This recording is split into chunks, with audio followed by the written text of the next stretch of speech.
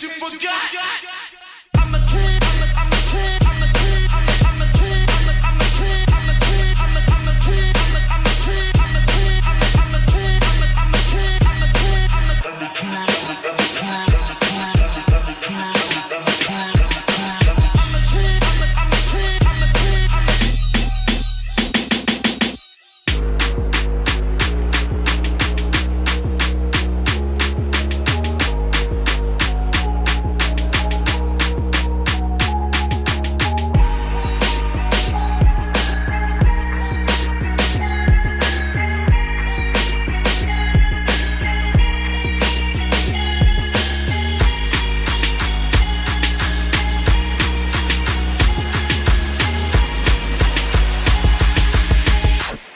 You forgot.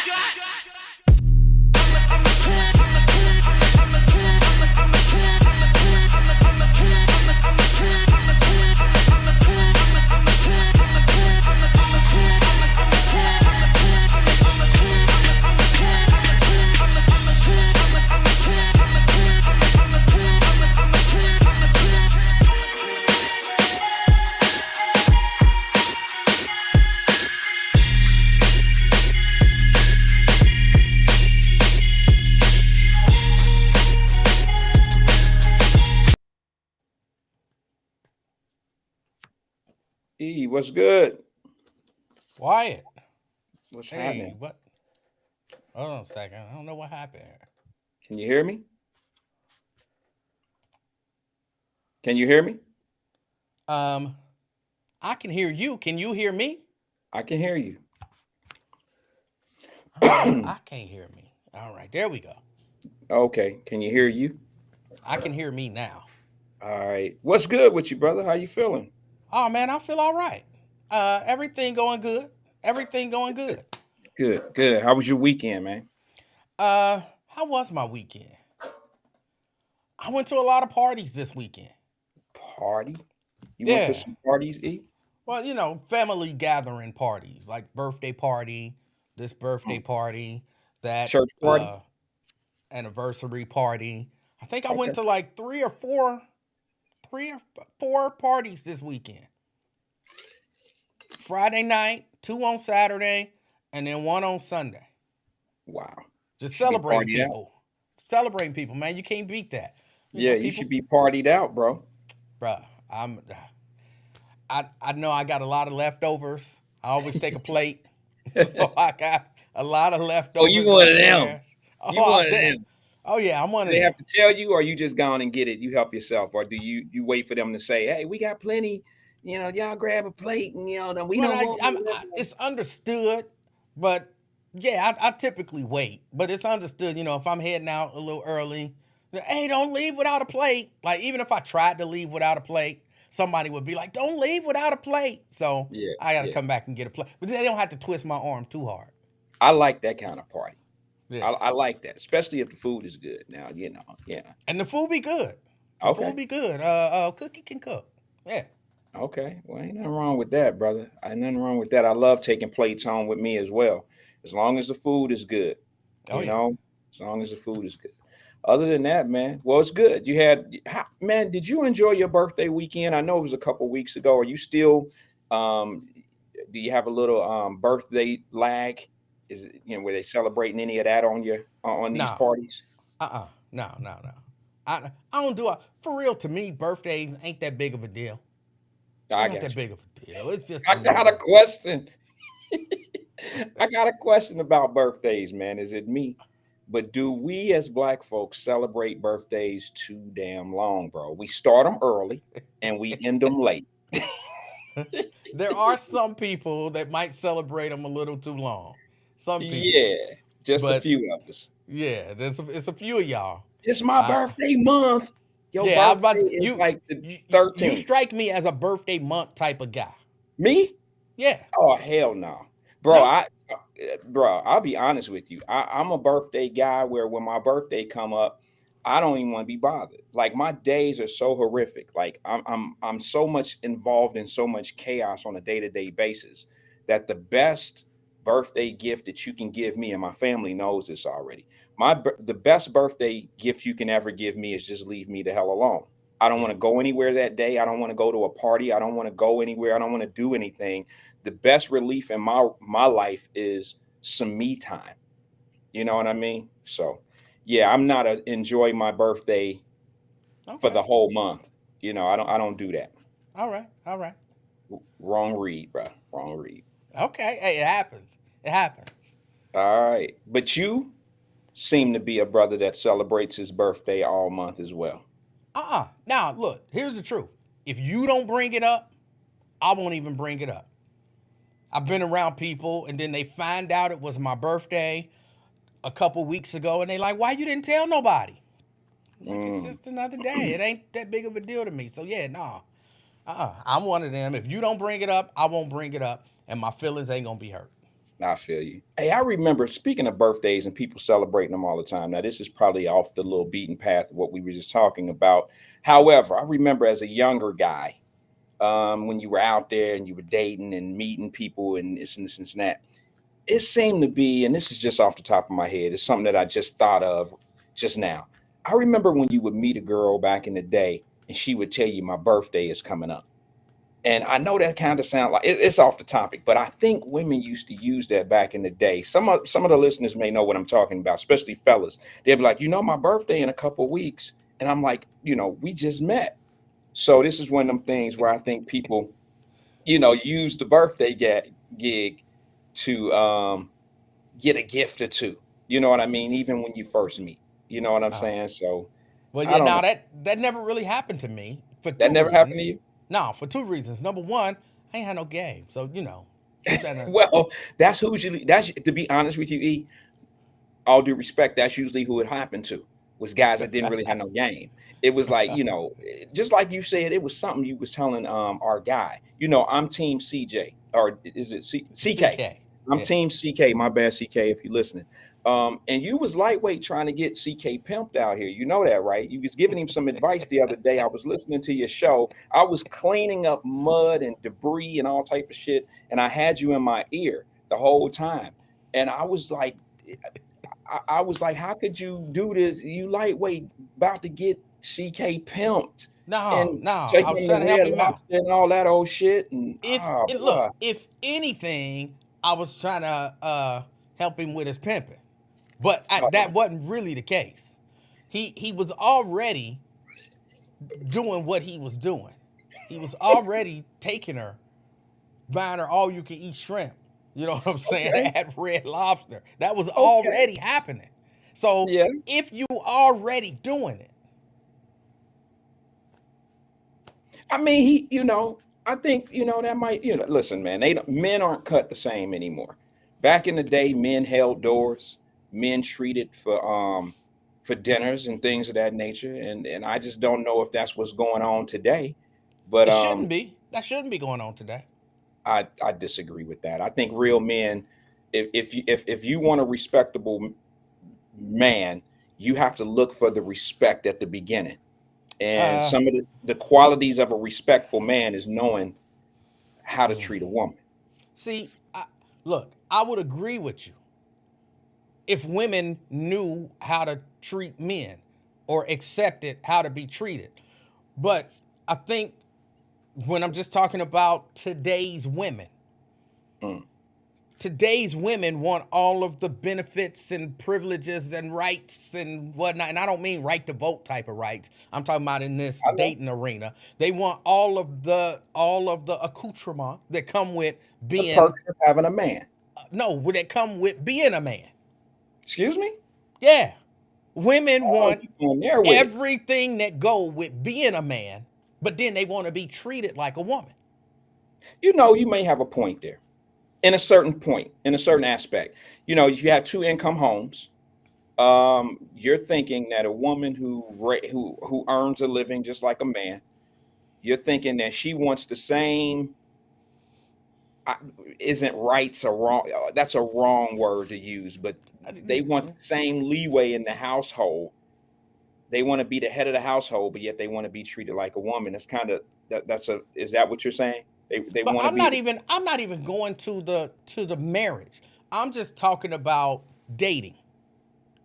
I'm just talking about dating.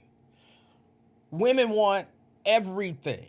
Like they want the door open, they want you to pay, they want you to, do all the things that, walk on the side of the curb and all of that kind of stuff. But then Mhm. if you like, well, here is what I want. Hold on. That's some old-fashioned stuff. I ain't about doing all of that. You know what I'm saying? Oh, And it's like, wait a minute. give me an example of an old fashioned thing, I would have to. I like really, I cooking or something. cooking. All right, we don't went out. I'm gonna come over and you know what I'm saying, you cook something. But cooking, that's some old fashioned stuff. I ain't doing all that. No.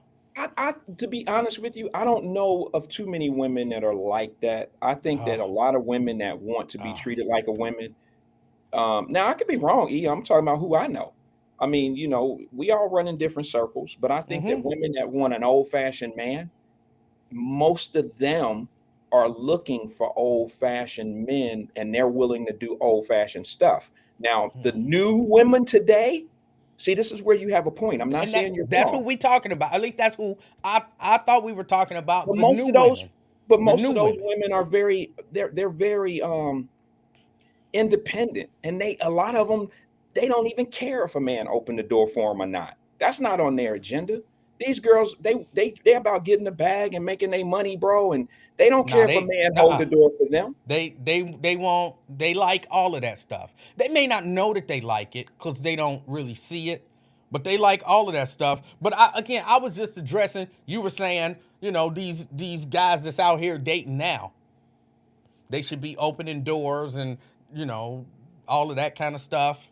And that's why I was just saying, I don't know, Mm, because with these young women that's out here and some of these older women who out here who you know I yeah, don't I want to just I use that. just I don't want to say they don't know their place, but they don't know their place. oh boy, they gonna love you for that. I don't and I don't I mean it in a certain way. Like I know I what you mean, E, I but there's some I sensitive ears, bro. have a friend who I talk to. Um I don't know if when I say it like that, it sounds sketchy. We call her my sister-in-law. My sister-in-law, me and my wife, and we'll be there. She actually we had this not this conversation, but we were talking to her last night, and she has these things that she wants in a man. Okay. She got a list of things that she want in a man. But then you ask her, well, what are you bringing to the table? What are you giving the man? Nah, them days of cooking, I ain't cooking. If he want to eat, he can go buy something to eat. And it's like, wait a minute. Hold on, stop. You can't say I want a traditional man. He got to be able to fix the car and put up drywall and pay all the bills and take out the trash and fix the toilet if it mess up. And he got to do everything that a traditional man would do.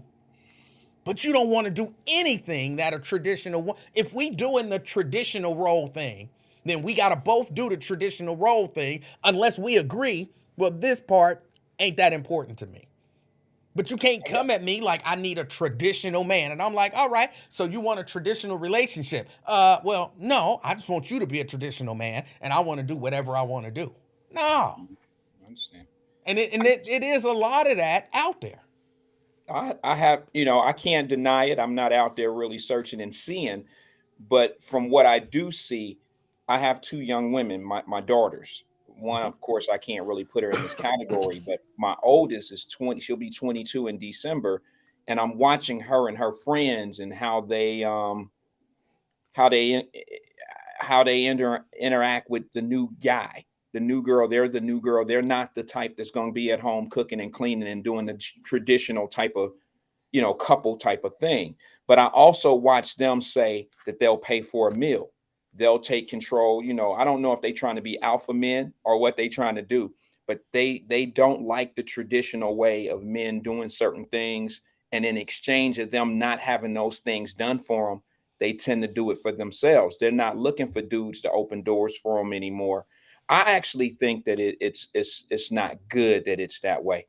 I think it happened once women got in the workforce and start surpassing some of the things that we're doing as men, and they become the head of household. And unfortunately, I shouldn't say unfortunately, I should say, you know, in some cases, those women that take control of the household tend not to look for certain things from men. And to be honest with you, I think that's why a lot of women find themselves in bad relationships, because they lose searching for the proper qualities in a man when they don't look for certain things. And traditional things can sometimes bring out the great, you know, the good traits of a man. That's just my personal opinion. And And if they're I out here just trying to look for somebody that got some money that's going to match their bag, you don't know what quality of individual you get. I agree with you, but look, I'm okay from if my daughter said, "Look, Dad, I'm not some traditional woman. I'm not gonna be cooking. I'm not gonna be cleaning. I'm not gonna be having no babies. I'm not gonna be raising no children. I'm not staying at home. I'm going to work. What's mine is mine." And that's the way she want to get down. And she like, and then I want to do that's. I don't need all that tradition. I'm like, cool, because if that's the agreement that y'all got, that's fine. But if she came to me like, I ain't no traditional woman, but I need a traditional man, I would tell her that probably ain't gonna work. You Yeah, gonna that's a mess bad something up. combination. So that's why I'm like, if they don't want traditional, because they're not traditional, and that's understood up front, cool. But if I've seen a couple comments here. Been about that check. He said, "No, Wyatt, these women want cake and eat it too." yeah, You know, maybe so, but that's definitely a woman that's probably going to be on her own. You see what I'm saying? I'm a big advocate of self-checking. Anybody that can't get something done, instead of looking around and saying, "I can't get this done because of," or because of, or because of, and you pointing all these fingers. I'm a big advocate of self-checking. Sometimes things don't come to you or you don't get them, like women. Some women say ain't no good men out here. That's just a ridiculous statement to me. I think there's plenty of good men out here. I just think it might be where you're looking. You know what I mean? The circles and the or places that or you're trying to or find. what you consider to be a good man. What standard are you Exactly. using to judge a good Exactly. man? Exactly. Hey, I got a call. You want to take it? Sure. All right. Let me see if I can bring them in. Good evening, caller. This is the King and I. Who am I speaking with? Hello. Um, this is Marquetta. Hey, Marquetta. How you doing, sis? Hey, brother, how are you? Happy Monday to you. Same to you. Same to you. What's on your mind? What's happening? Oh, you know, every time I listen, trying to get through my work day, I listen to Emmanuel. You know, I listen to you often, but it's a common theme with brothers on the internet, from Andrew Tate to Kevin Samuels to the Manosphere. And Emmanuel, we've been talking for 20 years. Uh-huh. Aren't you married? Yeah. Okay, in your marriage, sometimes when you come home from work, do you cook? Yeah. And if it's something dirty, do you just leave it or do you wait for your wife to pick it All up? depend on how I feel. All depend on how I feel. So is it that you're saying the traditional role for a woman is to be a maid? No, not at all. Not at all. Okay. Just Now, like just now here's my question for you. oh, What defines a good man in your estimation? I'm hearing you say women don't know, women don't know. What is it, you asking me or you asking what should Wyatt? we tell I'm sure our she's talking to budding you. 22 and 23 I, year old, college educated, bag in hand, who are you talking to? attractive daughters? She can't hear me. Can you hear E-Man? I think he's asking you a question. I can't hear him. Did he answer my can he hear my Can question? you hear her, E-Man? Marquetta, I can hear you. I'm asking you, you didn't want me to answer the first part of the question, which is fine. I'm asking you in terms of the second part, are you talking to me or are you asking Wyatt this question No, about bro, I'm pretty how sure you she's define a talking to good you. man? I'm pretty sure she Well, talking I'm to you. talking to both of y'all because we all got children, and we're saying to our daughters who, and when you hear me talk, I'm not speaking from bitter, angry, nonsensical. I got stats to back me up. Statistically speaking, black women are educated. They're higher. It's not necessarily that they're higher earners, but they are educated. They have a higher degrees in associate. They're like by race Uh-huh. and gender. If you look it up, they have more associate degrees, more bachelor degrees, Yeah. more PhDs are graduating. Right. What are you telling these women in regards to men? How do you define what a good man is if your characteristics of masculinity is working, securing the bag, and I don't know what else you were saying, but I never what said any of that, how would just you for the record. direct a 21, 22-year-old young woman to navigate mating with men who are not at that same level, educationally, I, economically? What do you tell them? How do you, and I mean, I want to hear you answer, but I don't want to take too much time because I kind of already know what you're going to say.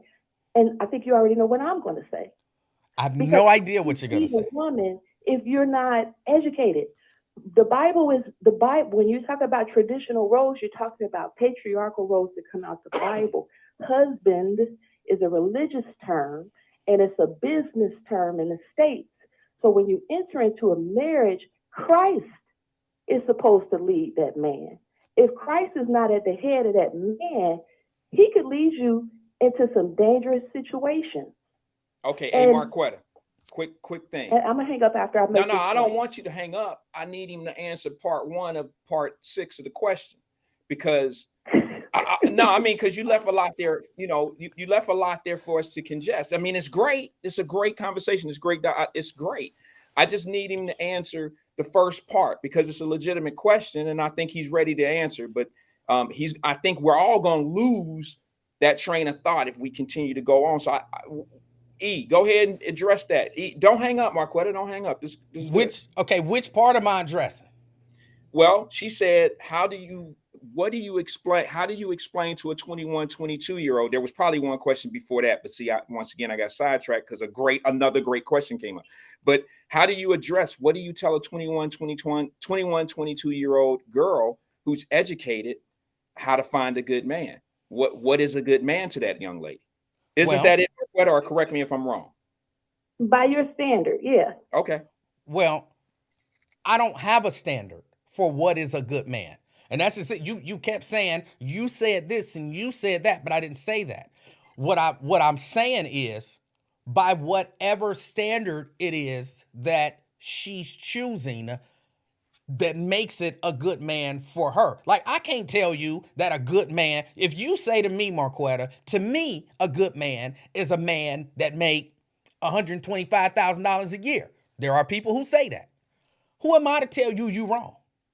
And then, then if you complain, man, it's hard to find a good man out here. I'm going to be like, well, look at whatever your standard is. Where are you looking? Are you putting yourself around people that meet whatever your standard? If you say a good standard is a man that get up and go to work every day, but you say it ain't no good men out here, then where you looking? You at the unemployment office looking for dudes? You on the corner looking for? I don't have a standard. Whatever your standard is the standard. And that was why the point that I made was, if you say you're looking for a good man, you have to look at what it is that you're looking for and where it is that you're looking. Okay, I don't have a standard. I got a question for Marquetta. Maybe she can help us out because I think you and I we weren't necessarily torn about this, but I'd like to know from a female's point of view. Marquetta, answer this for me if you can, sister. Do you think that there are women? What do you think about what he said about the women that want it all? He didn't say have the cake and eat it too. He didn't make that comment. Someone else wrote that. But do you think there are the 21, 22, 23-year-old younger generation of women that want it all? They want the traditional man, but then they want to wear somewhat the pants and they want to be in charge. Do you think that that's how these younger generation of women are? Or do you think differently of that? I think that Oh, I think that's low hanging fruit because it goes back to what I just said about what we're facing, not just as Black people, but in this country in general. You have a moral and an educational decline. And with that, you have a population that is basically foreigners can come over here and coexist equally in what we're describing as masculine and feminine roles. So an Indian couple can come to America, both of them can go to school, the man can become an accountant, the woman can become a doctor.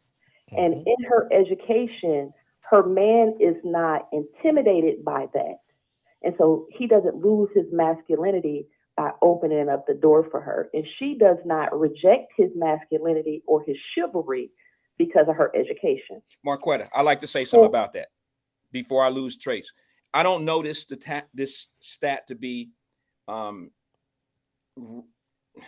I would bet money on what I'm about to say, but I don't know this to be the sure thing.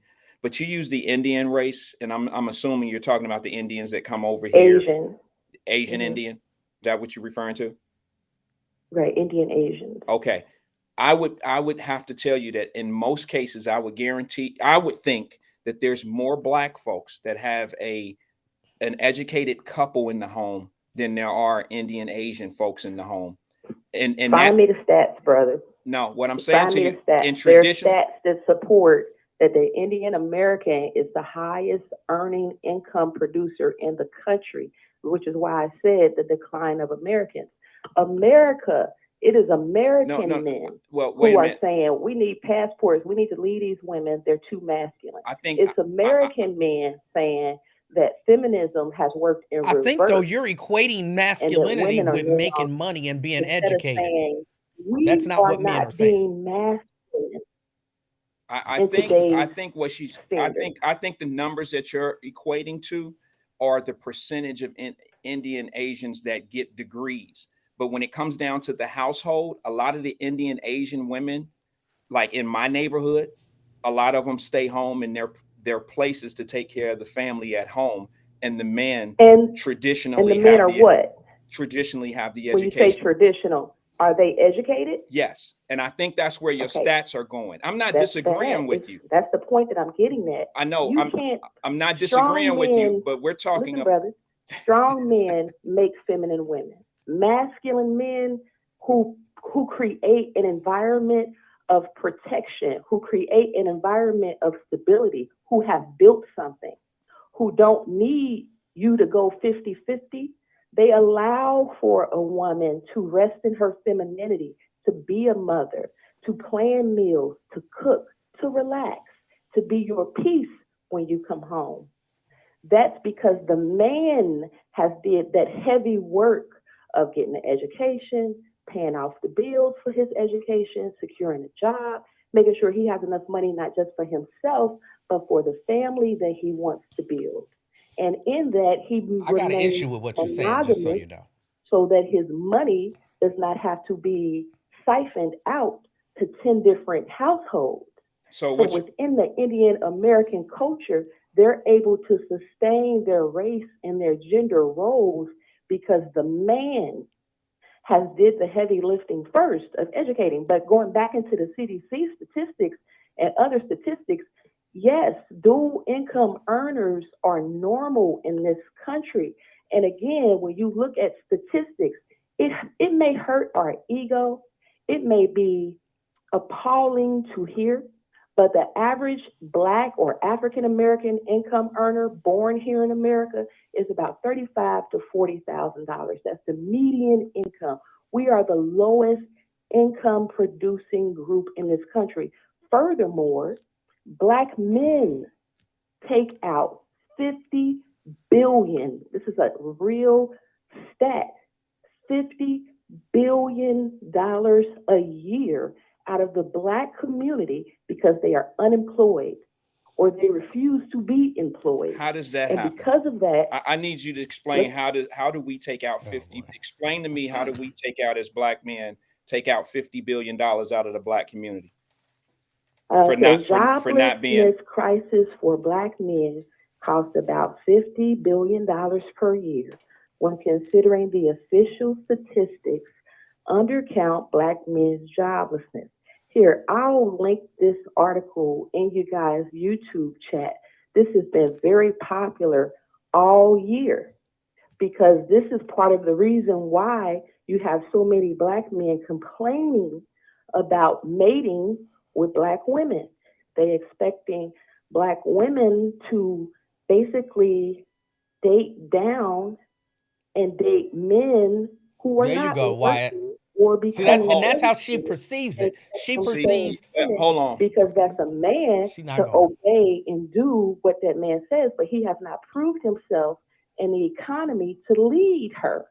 See, So of wait a minute, course she's gonna Marquetta. Here's where I have to disagree. question Here's where I your have to. manhood Here's and where your I have She's to not gonna disagree stop. with you, sister. Let me just say this to you. I just don't. I can't agree with you that Black men are expecting Black women to date down. I can't agree with that because, to be honest with you, there's a lot of white ladies that date down. they date down as well. So is it more of a female thing? Because women What are y'all? Hold on. How are y'all defining date down? Because what she's I'm talking hearing, about income and education. yeah, and I'm that's sure. what I'm hearing. In Yeah, essence, what I heard that's what I'm was talking about. what, Income yeah, and because education. what I Can I heard read it from was, the article oh real my Hold on, quick? goodness, E-Man. you So just this is at Ho- BET.com. Marquetta, hold It's on. called Black Unemployment. I'm sorry. Yeah, go ahead, E. Finish up. because what I heard was a woman who make more money than a man can't be feminine. She can't be because her man No, can't be. you can't be Yeah, led by a man that's who's what. not as educated. Where you gonna lead her? That's what you That's said. not. But you got You to said she understand. can't be There's more to. feminine. Wait a minute. So you saying that education makes you a leader? Is that your definition of what education gets you a job? It don't necessarily make you a leader. I know a lot of square dudes Okay, that I'm can't. gonna use a good example, Okay. if you don't mind. I said in the chat, I miss my godfather. My godfather, rest his soul, I left him so much. He didn't mind cooking for us. He was from Alabama. He cooked. He started as a janitor. Okay. He came home from work where he would take his shoes off and light up the whole building. Brother worked hard as a janitor. His wife was pursuing her bachelor's degree. They was taking care of each other through the struggle. Once she got done with her degree, he went back to school to be a real estate agent.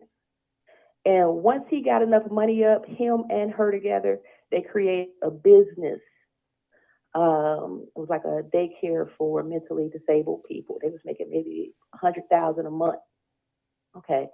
In order for them to operate as a group, in order for them to operate efficiently, he had to raise him and her. In order to work as a group, as a team, they both had to raise up their level of education and their expectations for income. If she would have continued on her bachelor's degree, she needed her husband to come out of that janitorial field to educate himself and increase his income to help level her up so that they both could come into that $100,000 a month income wealth building business. So it's not necessarily education, it's about where are you leading. And I want to read this because this is what I hear brothers cry and complain all day long. Black women have never been able to rest in our femininity. That is a lie. We come out of slavery. We have people like Fannie Lou Hamer who had to speak out on behalf of the people who were enslaved in her county. You know, you're talking about women who never, when you talk about the feminist movement, that was for white women. Black women have always worked. Even if we were domesticated and maids, we always had to work. So this whole narrative of because we work, we're no longer feminine, or because we're educated, we're no longer feminine. No, there is a real problem with what's going on out here. What is this? What's going on out here? Let me read this article for you real quick. It's on BT.com. It's called Black Unemployment Rate Costing U.S. Economy $50 billion. You gonna read the whole article? Rates for Black men cost the U.S. economy $50 billion a year, a new study from the Center for Economic and Policy Research. If we could close the white-Black employment to population ratio job gap, we could add about $30 billion annually to Black communities and make a significant reduction in Black poverty. I think she probably Another told her. estimated $20 billion is lost from a disproportionate incarceration and high mortality rate of working age Black men. So prime age Black men who are incarcerated or deceased still have children, family members, and partners who, under different circumstances, could benefit from their financial support. When one takes into account the incarceration and mortality rates of Black men, the employment to population ratio gap that jumps to 4 times the unemployment rate jobs gap, and the income deficit approaches $50 billion a year. You got to So understand, when you have, Marquetta, so hold when on. you are a woman, When because when I'm you telling read an you, article like that, I'm telling my daughter not to date Black men. oh Okay, jeez, oh my it's goodness, over sister. for that. You can't, because another stat is Black women ages 15 to 35. She not listening. One of the leading causes of death is murder by your domestic partner, 15 to 35. And all of this is related. And this is why a lot of our brothers feel like they not even feminine. We ain't even got to, we shouldn't protect Black women, as if you are. When that brother got shot 37 times in Whoever 3 said that? seconds, it wasn't Black men. You don't hear no Black male delegation running up behind them to protect Black men. It was Black Lives Matter, even today, led by women, even though it's not benefiting Black men, led by women. See, so I'm just trying to break this conversation, this misogynist conversation that's coming out of the Black male culture Nothing continuously on misogynist about every what we platform said. they get a chance to speak, where they are attacking women without being held accountable for what they're not doing as men, as a group. Sure, we have some Black men, like Byron Allen's a multi-billionaire. You have several athletes that are millionaires, And multi-billionaires. Wyatt, this is a little bit of what I was talking about. But the average Black male is not a good partner. Sex-wise, that BBC is everything.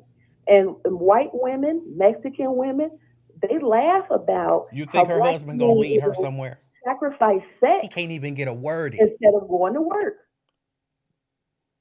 Wow. I'm just talking. I'm just saying. I'm just, I'm You can have a flabbergasted. whole conversation with her. She wouldn't even hear you. I'm You see these great big whale-like women, 700-pound white women with a Black brother in the house who ain't got to work, but she paying all the bills. That's And he could be cultural. telling her, baby, here's the plan. She wouldn't hear it. Well, I'll be honest with you, Marquette. That was a lot. I'm a little offended as a brother because I've followed a path myself in trying to be a strong Black man, supportive of my family, my wife, my children, having daughters. I felt like I followed a path that was never put out in front of me. So I had to learn to be a father without a father, and it was double work to do that. But to say that, that most Black men aren't good enough to be someone's partner, that is a little irresponsible statement to make, because when you read an article, when you read an article and you say something like, we're costing, because of incarceration and things of that nature, is costing $50 billion out of the community, you got to be fair and say incarceration of all races. Every race is costing somebody some money. And then there's an assumption in there also that the people that are not in jail would have gone off and got educated instead of being incarcerated, and that they would be making XYZ. You don't know how much money they would be making. You don't know if they would be gay. You don't know. You can't count. I don't know how they can even come up with that type of number, not knowing what a person's circumstances are outside of being incarcerated. So that's just a pure assumption, that number is. And I'll be honest, it sounds like something that just kind of makes us want to point a finger in a direction and give us a reason of why things are the way they are. It just doesn't sound solid But to why me. isn't it a clarion call for Black men to stand up and say, brothers, we got to stop going to jail. We got to stop killing each other. But I think We're some losing of us money. do that. I think if you listen to my show, I think that's why You people, do that. I think that's why people call me names, because I stand on my circle, and I'm one of them guys that I'm a self-check individual. I say instead of And pointing you don't fingers. make excuses. So No, you don't make excuses for failure. You, even if you came from whatever circumstance you came from, you don't use that as an excuse to say, I didn't have a mother and father in the home, so it's okay for me to commit domestic violence and snatch this woman's head up out of her skull. I'm gonna snatch her head out her neck. I was angry. I didn't have parents. And then have people, politicians, religious leaders in a community say, What in the well, world people is just happening? mean. They didn't grow up with the love that they needed. You don't make excuses for that. And here's another report. Here's another one. Oh, The not another one. chlamydia, the rate of chlamydia, gonorrhea, this uncurable gonorrhea, Oh my goodness. HIV, and STD. I don't care who don't like it. This is stats. How did we get to Among gonorrhea? Black males aged 20 to 24 years old, Oh my God. 5.3 times the rate among white males in the same age group with STDs.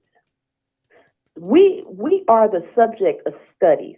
Nobody is sitting up looking at the Asian population saying the Asian race is such a detriment or is at in such dire straits economically that we need to do a policy study and research to see why they don't have strong communities, why they don't have strong families.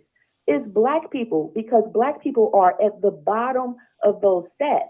And when you attacking Black women, Somebody want to know if she you are married. the main ones that they're doing the statistics on. well, let me That's ask you this. our Let me income that let me they're ask you this, getting the Marquetta. median average on. Those Marquetta, are our children they're saying that are fatherless. I'm She's sorry. not go ahead. leadable.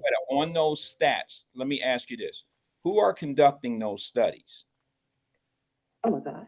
The hospitals, the Centers for Disease Control. No, I'm saying, okay, who they're doing these studies for? What reason? I mean, Center for what's Economic and Policy Research, okay? Okay, so all they right. can create policies, so that they can figure out. You look at Baltimore, you look at Flint, you look at Jacksonville, Mississippi.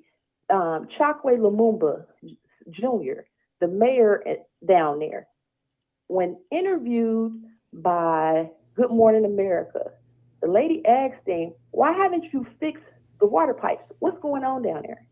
He said the vocational training did not have enough participants. So they didn't have enough skilled workers who could come in there and fix those pipes, even though it was money coming into the community. You Even can't though believe that that's true. You don't think that that's the real Sha- reason why why they? would Chokwe Lumumba, the mayor of Jackson, Mississippi, lie? Why would the politician of Jackson, Mississippi lie? He's saying that there wasn't About the enough work. vocational training. You're saying that there wasn't enough city workers in Jacksonville, Mississippi to fix their water problem. Do you think that's the same Not reason city why workers. it? That's not what I said. Oh, okay. He said the vocational training. So it was a specialized training that would deal with the pipes, that would skill them in particular, not just city workers. When you're talking about city workers, you could be talking about trash people, you could talk about administrators. In particular, there was a skill gap. There was a population of non-working people who could have been trained vocationally to answer that labor need. So let me And ask you this. he said he could not find willing participants. Right. So And let it me. goes back to what it goes, brothers, you and Emmanuel are married. So I'm really not understanding. I mean, I listen, I'm at work, I'm trying to get to my work day, I enjoy you guys, but I really just don't understand how, as married men, you're on the outside looking at young women navigate what I just described. Men who are high in STDs, high unemployment rates, highly violent towards women and girls. This is real. As pregnant women, as married women, Black women are being killed every 5.5 hours. You can't even talk about that because it's Black men that's killing them. And anytime something happens to Black men, if it's not the police, if the police ain't doing something to Black men, you can't talk about Black men. You can't talk about their unemployment. You can't Hold talk on, caller. Hold on. talk about the fact they haven't anything sustainable for their communities. You can't talk about the fact that they're proud gang members. They brag about having 800,000 members, 300,000 members throughout the country, when gangbangers are the ones who are killing the kids through drive-by shootings. We have to start pushing back as women when this rhetoric comes from our men that we're Why? not feminine, because we have to protect ourselves from our men. We have to Okay. protect ourselves in our communities. And sometimes if you date and you give a man too much, he'll take a rope and he will strangle you with it. Okay. So, On for that note, 21 and 22 and 23-year-old young women, I don't think that they should be dating at all. But when they do, hopefully it's someone who is educated, who is ready to enter into a monogamous, loving relationship for a family, not for play, not for clout, not to brag or bring and degrade women, as the culture is like men. Now I'm gonna hang up and listen to you guys because I know, yeah, I can go on and on and on, and I don't want to argue with you, but I'm trying to give you some substance outside of saying black women or women in general want it all because they can't be feminine and work. I'm gonna put on my heels. I'm gonna put on my dress. I'm gonna be as beautiful as I want to be as a lady. I'm going to conduct and carry myself as a woman. But that does not mean I have to give my power over to men who are not willing to respect that or accept their place as men over a community that they're destroying. They all won't right. hold other men accountable even for what they're doing in the community. It always go back to your mama. It always go back to the man. It always go back to this or that. All When right. you Marquetta. have free will, you can do what you choose and what you want to do. And as a group culture for black men, I that think you just gonna have to hang up. She ain't gonna stop. from what women aren't doing to what do we need to do so that our women can be feminine, so they can be safe, so they can be soft, so they don't have to be so hard and combative when dealing with us. And I'm gonna listen to y'all. All right. Thanks for the call, Marquetta. Oh. So yeah, so much to, hold on, caller. So much to say, but why I have a caller.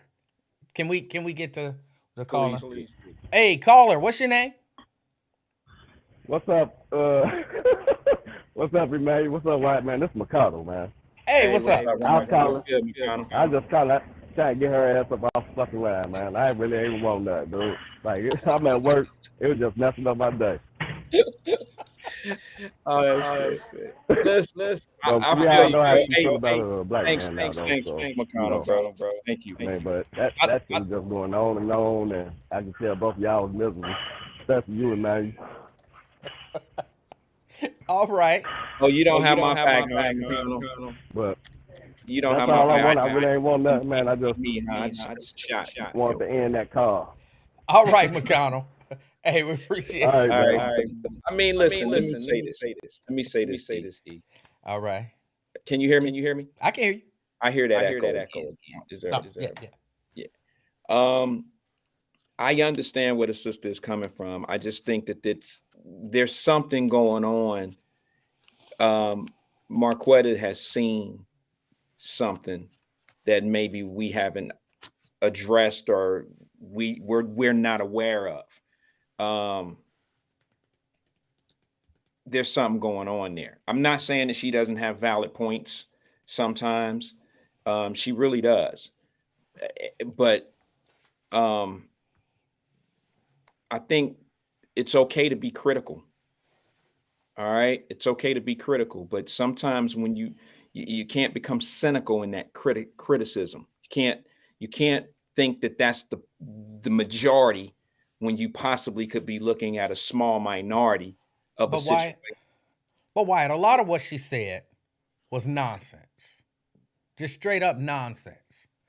Again, her idea that, because she said this a number of times, that in essence, a woman who make more money than her mate can't be feminine. That's how you define feminine? You make less money than he do? That's how you define dating up or dating down is strictly based on financial. Yeah, and a lot of people have that misconstrued. A lot of people do. But what she's coming from is the power of, basically what she's saying is whoever brings in the most dough is usually the person that is the head of the household. And if you have that type of concept, or if that's what you think is the head of the household, then her logic makes sense. But that's not always the case. Yeah, and that becomes sometimes the problem because, and that's kind of what I was talking about to some degree in terms of, you wanting it all. Like, look, if you want, which it sounds like she wants more traditional, but to her point, maybe you make more money than he does. You have more education than he does. That don't mean he's not a good man. That don't mean he's not a good, solid, hard worker. That don't mean he's not a moral guy. That don't mean he can't lead the family. That don't mean any of that stuff. It just means you went to school and got a higher degree and you make more money. That's it. That's all that means. That don't make you better. That don't make you anything but the person who makes the most money. And when you begin to introduce the idea that I wish a woman would have told me, well, I'm dating down because I make more money than you.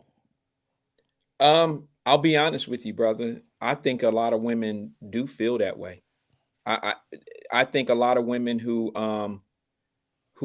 find themselves by themselves is because they do put the financial end ahead of the relationship. I think a lot of women feel like if I make more money than him, then they do feel that they're dating down. I'm not saying that they treat you like shit because they feel that way. I'm not saying that it maybe it's just a stereotype. I don't know, but I think that a lot of women who say that they can't find a good man, I don't think, this is my opinion. I don't think they're looking for a good man, what we might consider a good man is. Right. Okay. I think what they're looking for when they say they can't find a good man is they can't find someone on a certain level. Now, I can't speak for women. This is my interpretation of what it is, brother. You understand what I'm saying? I'm not saying that all of them feel the same way. I'm not saying that. Right. I just think that most women who feel like they can't find a good man, the first thing that comes out is it's the financial or the educational, level. They can't find somebody on their level. I think a lot of women will take a really good man if they really, really, I don't know, if they really consider that all men don't have to make $1 million or 100,000 or 120, whatever it is. All men aren't going to make that kind of money. And sometimes, ladies, he might make 50,000 and you can turn him into a $250,000 man because you might have that push and that motivation that man really needs. You might be that strength that he's not getting somewhere else to push him up to another plateau, another level. So, I mean, I know some sisters that have done that. I've seen sisters that have dated dudes that are just, they just didn't have anything going on. And, they fell into the Jedi mind trick of she's going to make him a better man. See, they have to be careful when they doing that too, because that is game. Some of these dudes that sleep on the couch at their mama house, they waiting for the next girl or woman that got some money or whatever. And then they say that everything's been against them. They haven't been able to do this. They haven't been able to do that. We can't do this because, the man got his knee on me and all that old shit. And then they use it as game. And those are the sisters that say, I can't find a good man because of those type of brothers or people. Let me say this. There's one thing, I won't say I take exception to it because I agree with you, but I got a little bit of an issue. You said, like she could find that dude making $50,000 and then, she could be the catalyst to boost him to $200,000. And that's cool if that happens and that's what he wants.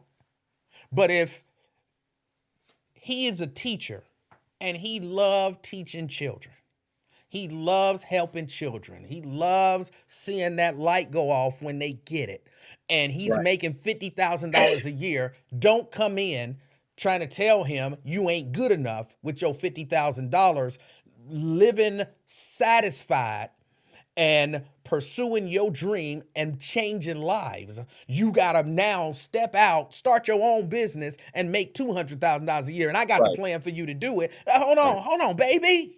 Right. That's not what I want. I'm happy. Right. He's And if still a you're good not man. happy, you need to be happy with who he is, and then determine whether or not he want to go there, not whether or not that's what you want him to do. Yeah, So no, I that's it. agree. That's it.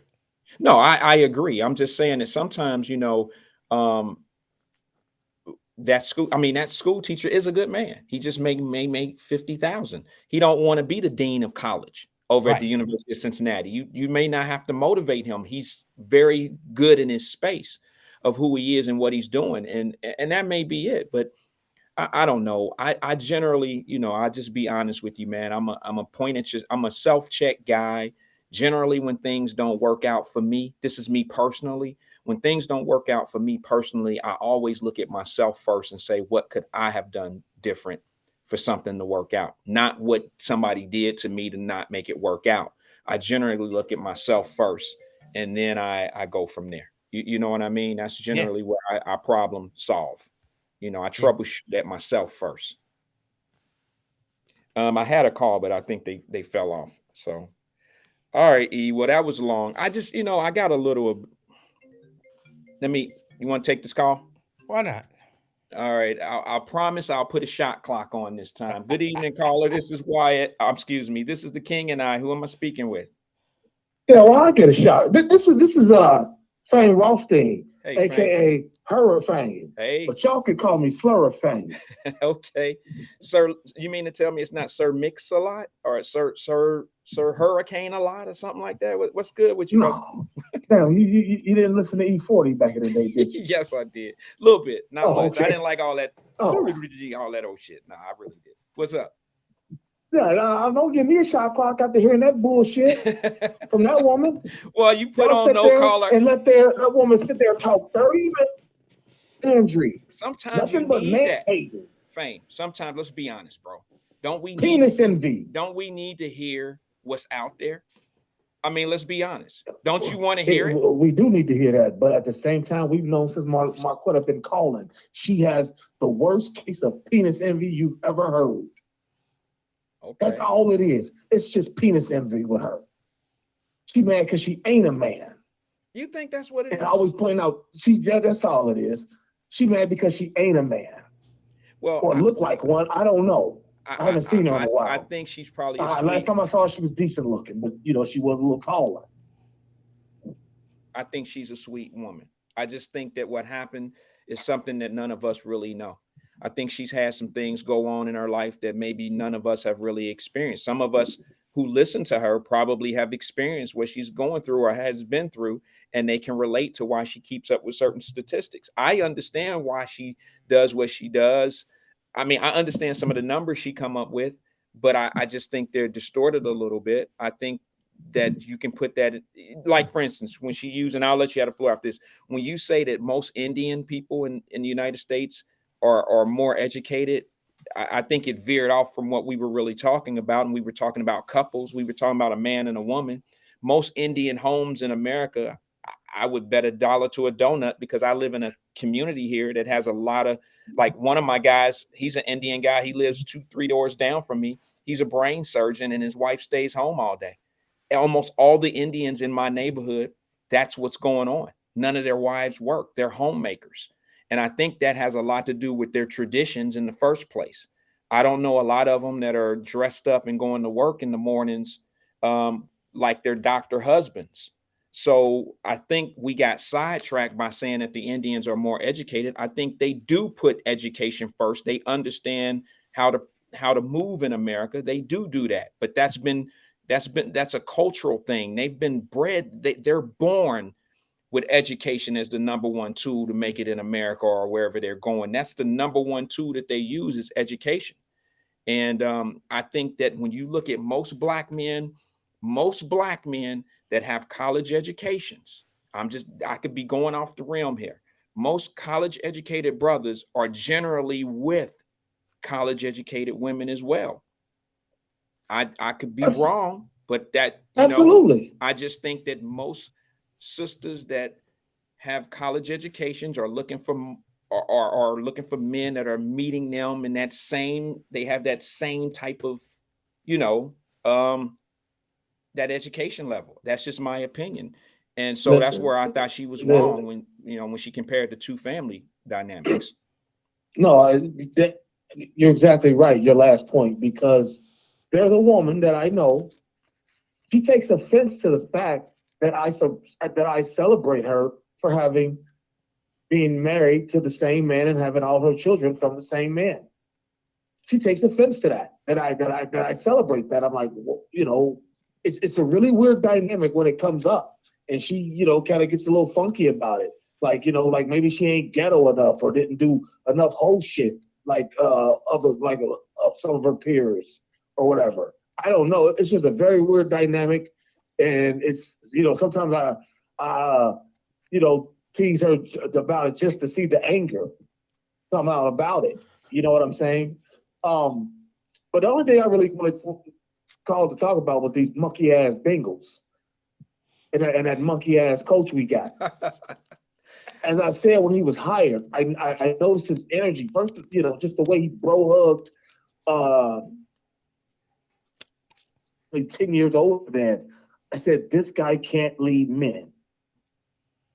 And you see him on the sidelines last night arguing with Lael Collins, a grown-ass man, 23-year-old T. Higgins or Jamar Chase, a grown-ass man who's been in the league for 5 years by now.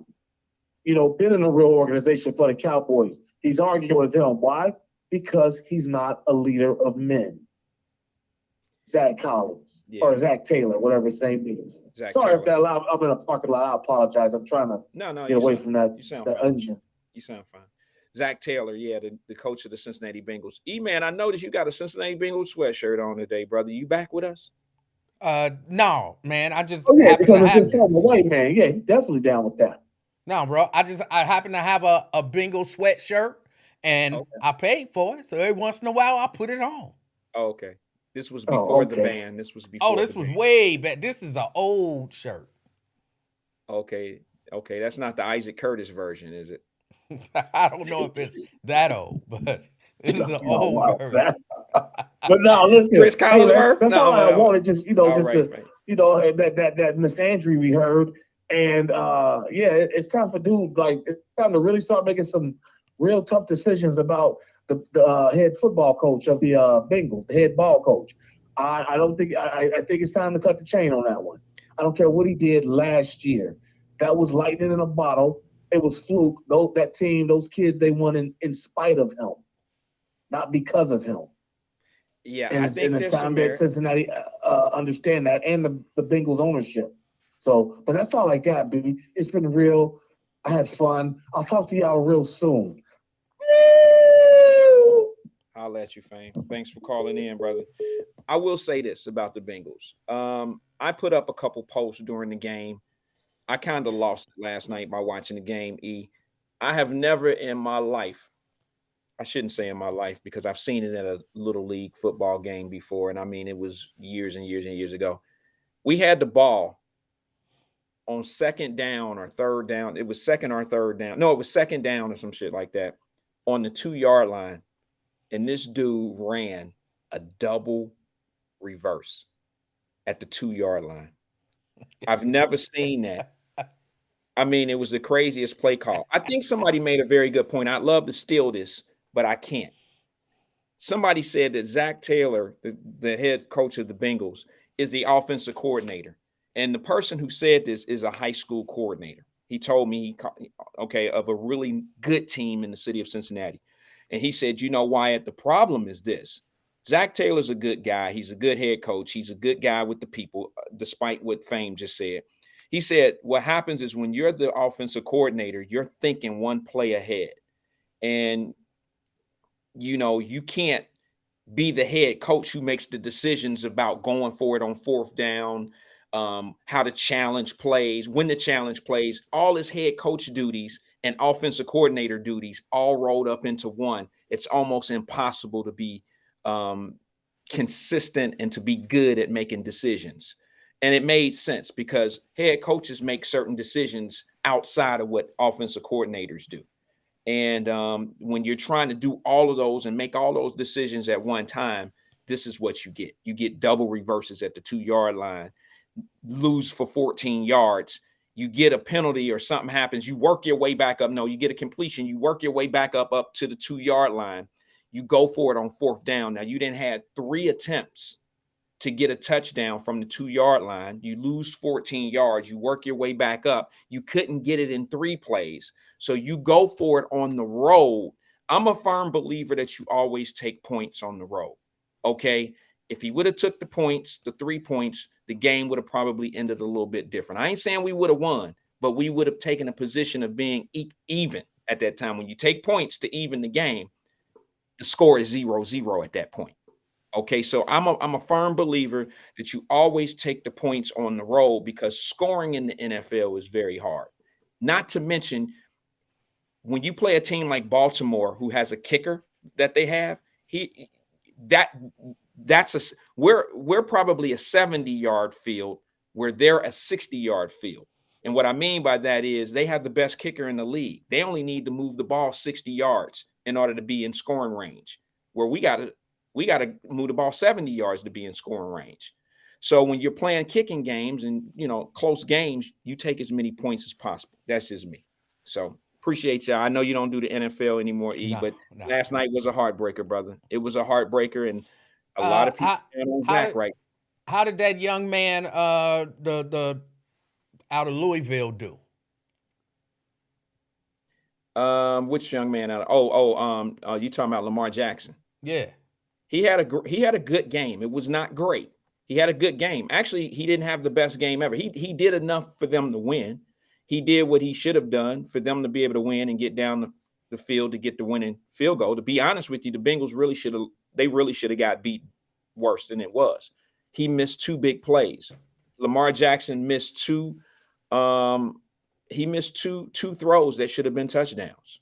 Okay. And nobody's talking about that. And Eli Apple, of course, was 10 yards, 12 yards behind a receiver, and Lamar Jackson overthrew him.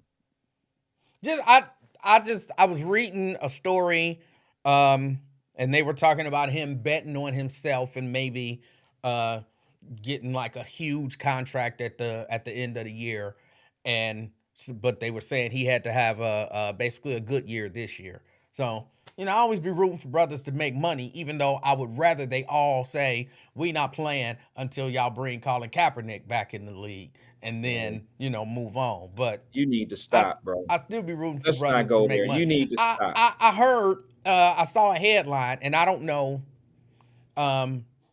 is it Dallas or is it Miami that's down to like their 3rd string quarterback? It's probably Miami. They having some concussion and some injury problems. That Tua kid got hurt playing against the Bengals. And from my perspective, you shouldn't have been out there playing anyway. I heard you say that. That's some hater shit. But, that's chaos agent shit right there. That's not hater stuff. That's just the truth. It's a part of it. He shouldn't be out there playing. If he wasn't out there playing, he wouldn't have got hurt. Why shouldn't he have been playing?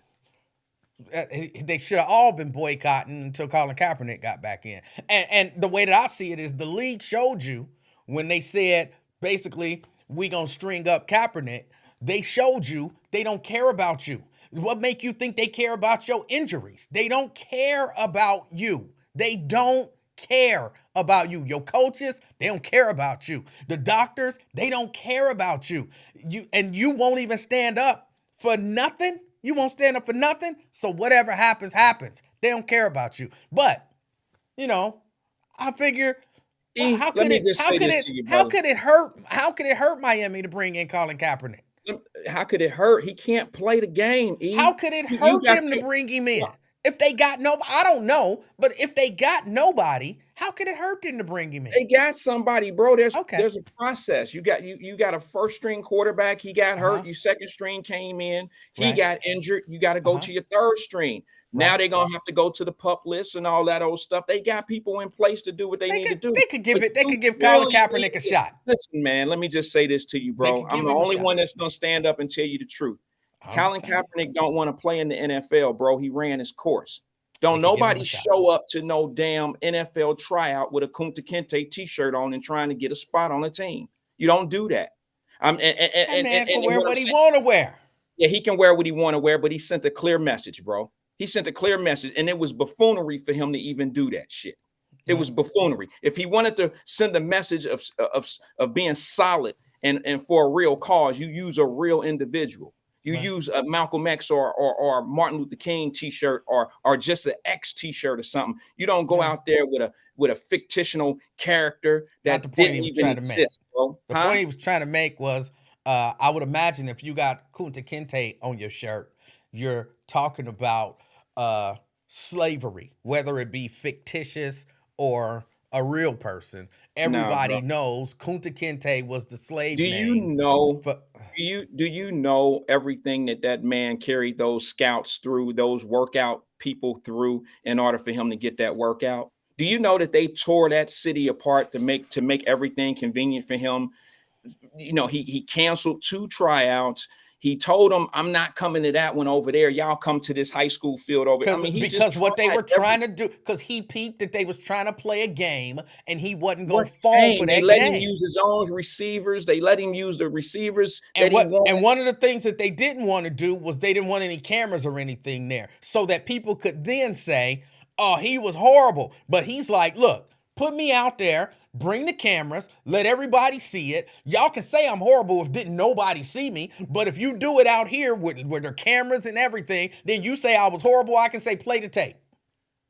But if ain't no cameras, ain't no nothing, it's just you and your people, you can say he was the worst ever. He couldn't throw the ball 10 yards. And you're like, well, they said he couldn't throw the ball 10 yards. Where's the tape? Well, wasn't no tape, but why would they lie? You know people gonna say that. You trying to tell me that there was not going to be any cameras at that at that tryout? That's you're trying to say the reason why he took it for high school. If I recall, they were not gonna allow him to bring cameras. Now, whether or not, because come on, that's like saying, well, why record the police? They got on body cams. Come on, I don't trust their body cams. Their body cams disappear. Let's not make it a Mine ain't gonna disappear. I know this is a diversion of where we're going with it, but let me just say this. I was making the point that if they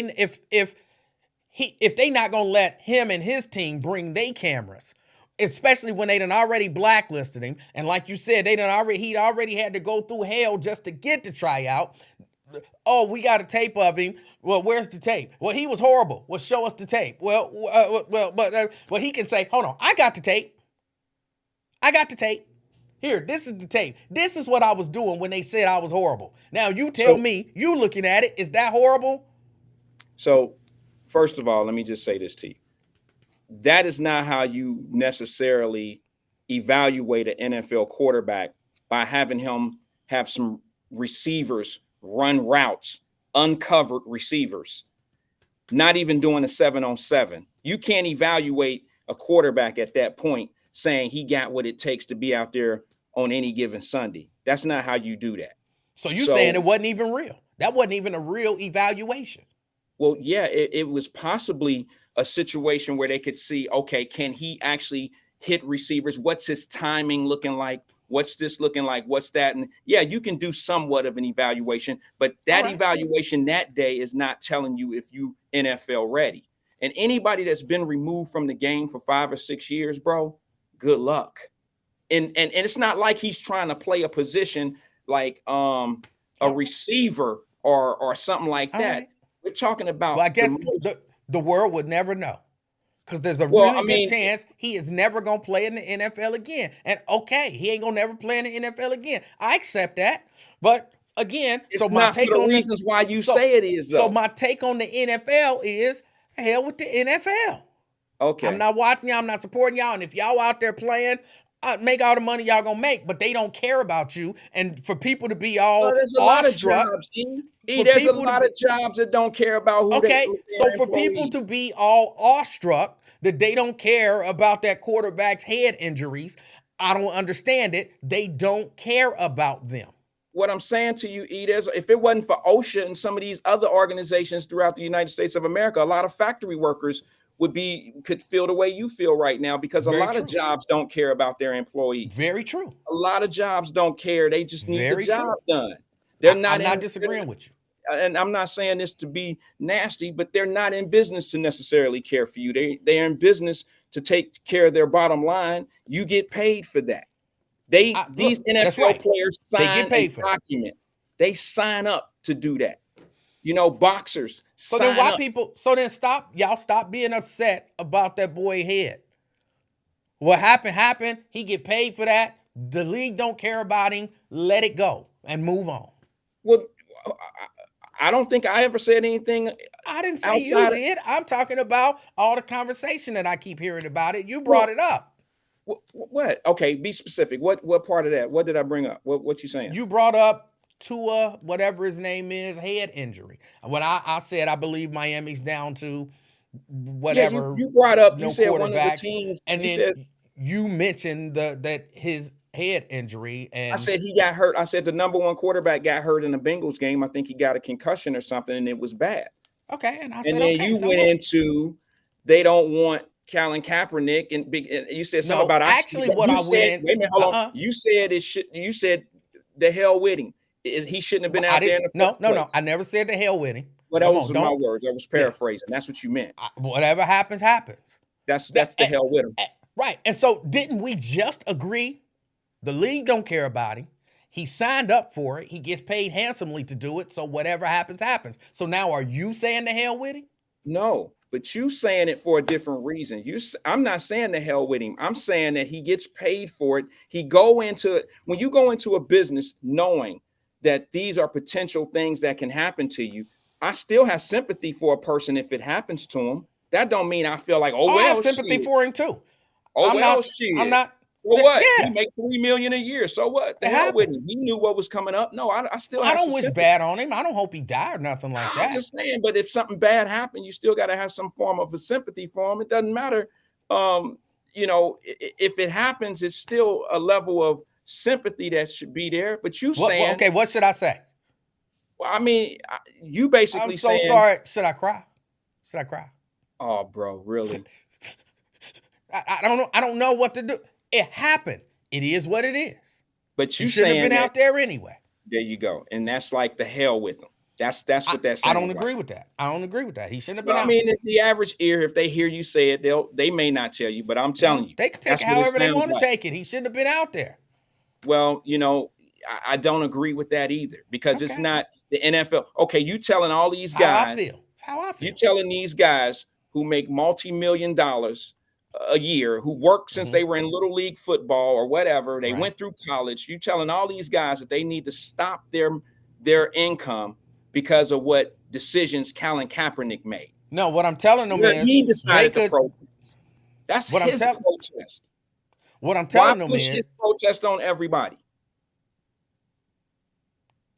What I'm telling them is, y'all could have ended that whole situation and made sure he got a fair shot with no strings attached a long time ago. But y'all didn't. So y'all didn't. Okay. So let me ask you this, y'all E. didn't. Staying in the professional sports. Do you watch the NBA? Yes. So why aren't you protesting the NBA? What did the NBA do that I should be protesting? They protested the George Floyd thing, and they only protested one game. Did the So NBA? there's- Hold on. and here's the thing: the reason why they protest, I'm gonna say this: the reason why they protested is because it happened in the Milwaukee area, and it was playoff time, Right. and they didn't want it. This happened in an NBA city. So Right. if NBA took some form of a responsibility and attached themselves to it, why aren't you protesting the NBA just like you protesting the NFL? Colin Kaepernick's protest was an individual protest. That's what he decided to do. He does not speak for all the players. He does not speak for everybody in the NFL. He's not the representative of the NFL. Did the NBA, when they protested, say either in action or in word that if y'all protest, you are never getting another job in the NBA? Did that happen? Did that happen to Kaepernick? You No, don't I'm want to answer the asking question? you. I'm asking you. I don't mean to answer a question with a question. Well, you ask if you answer mine, I will answer yours. Did that Okay. happen in the NBA? No. Okay. So because of that, that's not a reason why I should be that's not a reason for me to your, boycott your the NBA. question Now to let me me is answer your your question, assumption that something like that happened to Colin Kaepernick. because it did. Where? How? That's why. Where's the That's evidence? why. That's why that man can't get another fair shake, because they decided he did what he did. Has And it ever crossed his- your mind that Colin Kaepernick is just not good enough to play in the NFL? Has that crossed your mind at all? Then why is it so hard for him to give him a tryout? He If he did get just a try. ain't good enough, no. Wait a minute. you're You not want them to being- just you want them to you're prove not to being- you by putting him on a roster and watching him fail. No, but give him a tryout like you would do for like they keep saying, oh, they gave him a tryout. They gave him a tryout. But I recall they said he can't bring his audio and video team. Why not? Why not? Why can't he have some dudes over there with camcorders? But Why they not? did that. Because they didn't want, because But they they wanted did to that, be E. able to say, they wanted they to be did able to that. say, no, they didn't. They Yes, they wanted to did. be able to say, they wanted to be able to say he was horrible. He shouldn't, he's not good It's enough. an assumption. You're purely assuming that. When he canceled those tryouts and told them, I'm an hour and 30 minutes away from where y'all want me to do it, there were NFL teams and A few film people crews came that- out. Yeah, a few people did come and out. people packed up their stuff to accommodate what he wanted done. They did it. A few people did come out. And Okay, when you say a few, how many come on, teams showed up? Clearly, There I was don't remember how 13 many. teams there. I don't E. That's remember how almost many. half But the NFL. Clearly, Everybody look, in the NFL don't need a look. quarterback. Look, you can believe, which clearly you do, that the only reason that he was ever denied any access or opportunity in the NFL was strictly because of his skill. But that's just not, you can believe it all day, but it's just not true. He was denied access and opportunity because he took a knee. That's why he was denied access and opportunity. And you can deny it. But I think even they kind of had to admit it. What was it? Because again, I don't follow it like I should. But Roger Goodell even came out at some point and basically said, what we did, we handled all of that wrong. It was wrong. Well, I mean, at a certain Didn't point, he? bro, Didn't at at some a- point they settle in terms of saying we blackballed him? I don't remember what's the legal terminology for that. First Collusion. of all, Didn't first they of- kind of first of all- settle that? Hey, we colluded against this and dude. who said that? Who said that? Wouldn't that have been the NFL? And that would be Roger Goodell. So Roger Goodell represents the NFL, correct? He doesn't represent the That's my owners. understanding. He actually works for the owners. You know that, right? So Yeah. he didn't. He's representing the brand, the shield of the NFL. So at a certain point, even the CEO of a company has to take ownership and become he has to show some form of diplomacy just to make the thing go where it needs to go. Now, somebody asked the question. Somebody asked the question to me and said, would I have allowed my client, being Kaepernick, to sign a non-disclosure? You asked that to Kaepernick's team. I'm sure he signed a non-disclosure. So what do you say to an individual that end up signing a non-disclosure, takes the money instead of taking a lawsuit? Is he really in it for the fight, or is he in it for the payday because he couldn't get back on the NFL field? I don't know why he in it. I don't know why he in it. And it don't even okay. matter to me why he I in know. it. But I the can see idea, that. but the idea that you believe, and I keep asking and you haven't said yes or no. You believe that at no point during this entire ordeal was Colin Kaepernick ever denied a fair opportunity with the NFL. The fact I can't that you answer that, E. I don't know. I can tell you that what we were shown in the public when they had those when they were showing him going to tryouts, I can say that those was fair invites. He had every opportunity. See, what happens is you become conditioned and you become entitled. You have every right to go to an NFL tryout in any city that have NFL tryouts. But no, since he had an agent and had already had tenure in the NFL, he felt like he didn't have to go through the traditional routes. I got a caller. Can we take the caller? Okay, I'm asking you. Is that all right? Yeah. All right. Brent.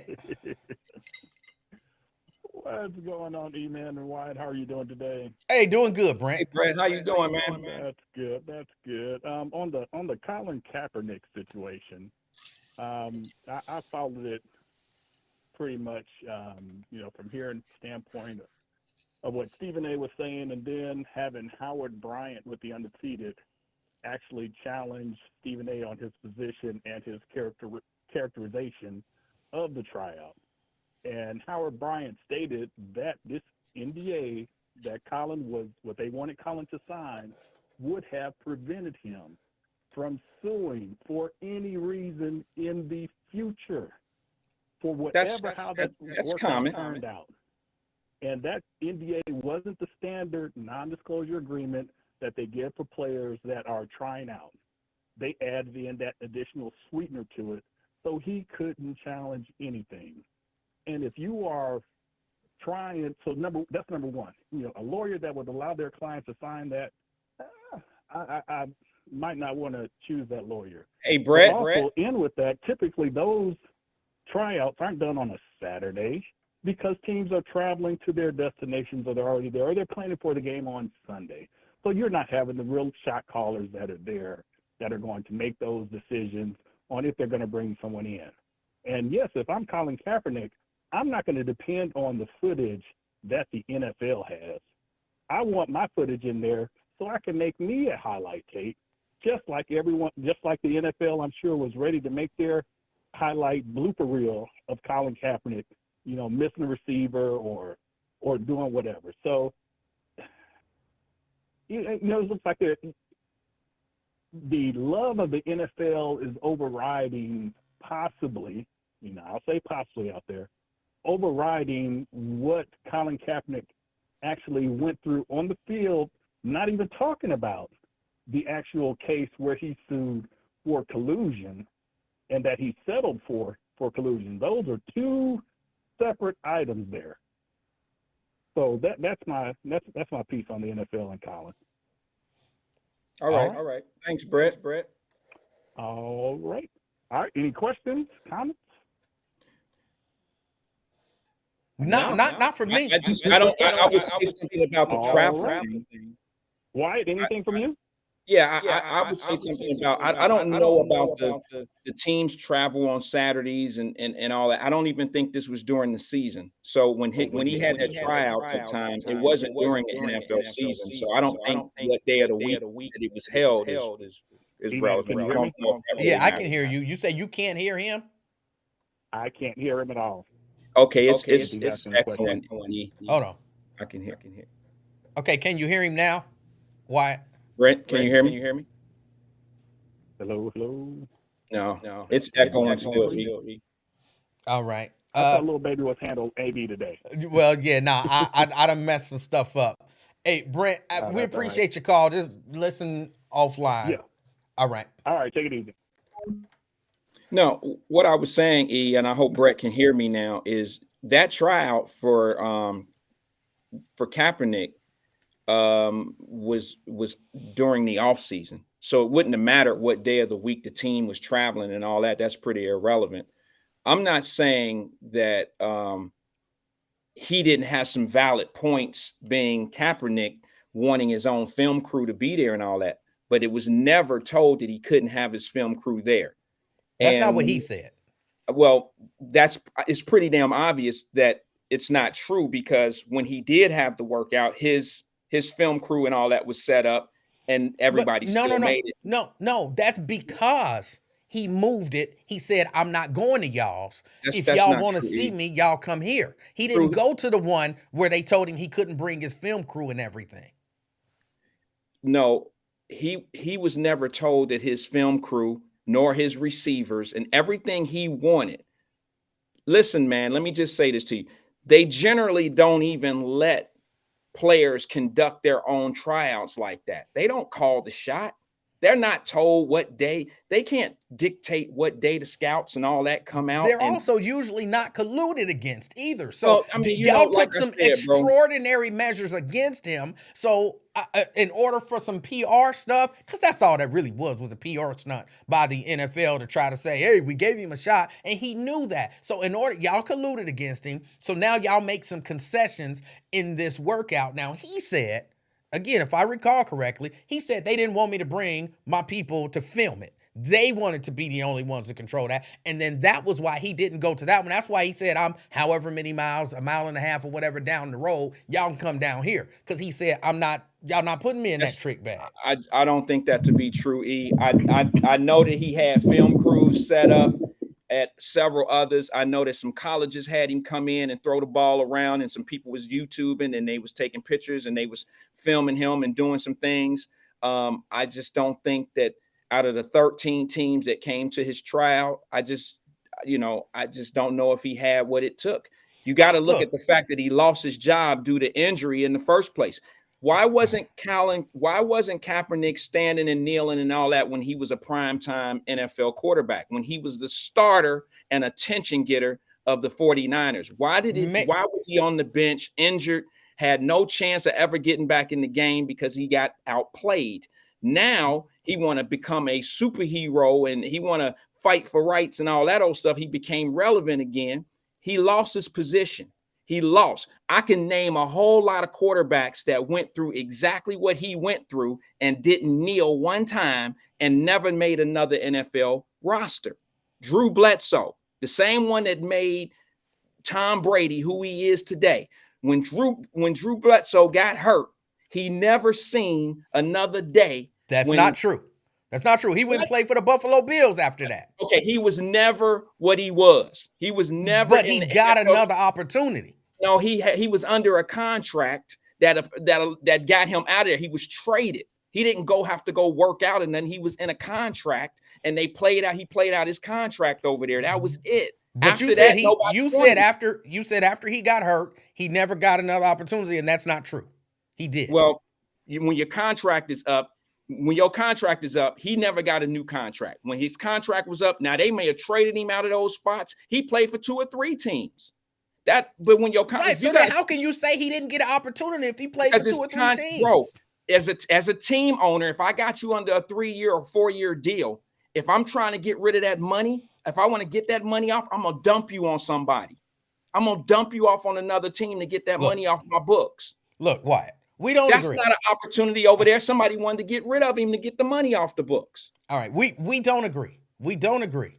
I mean, I'm not trying to stop you from watching the NFL. I can just tell you how it was bogus that the that the NBA did they little protest for a day and ain't nobody jumping up and down and saying nothing about that. That was fake. That was fraud. Nobody threatened to not give anyone else an opportunity if they did it. It's totally different.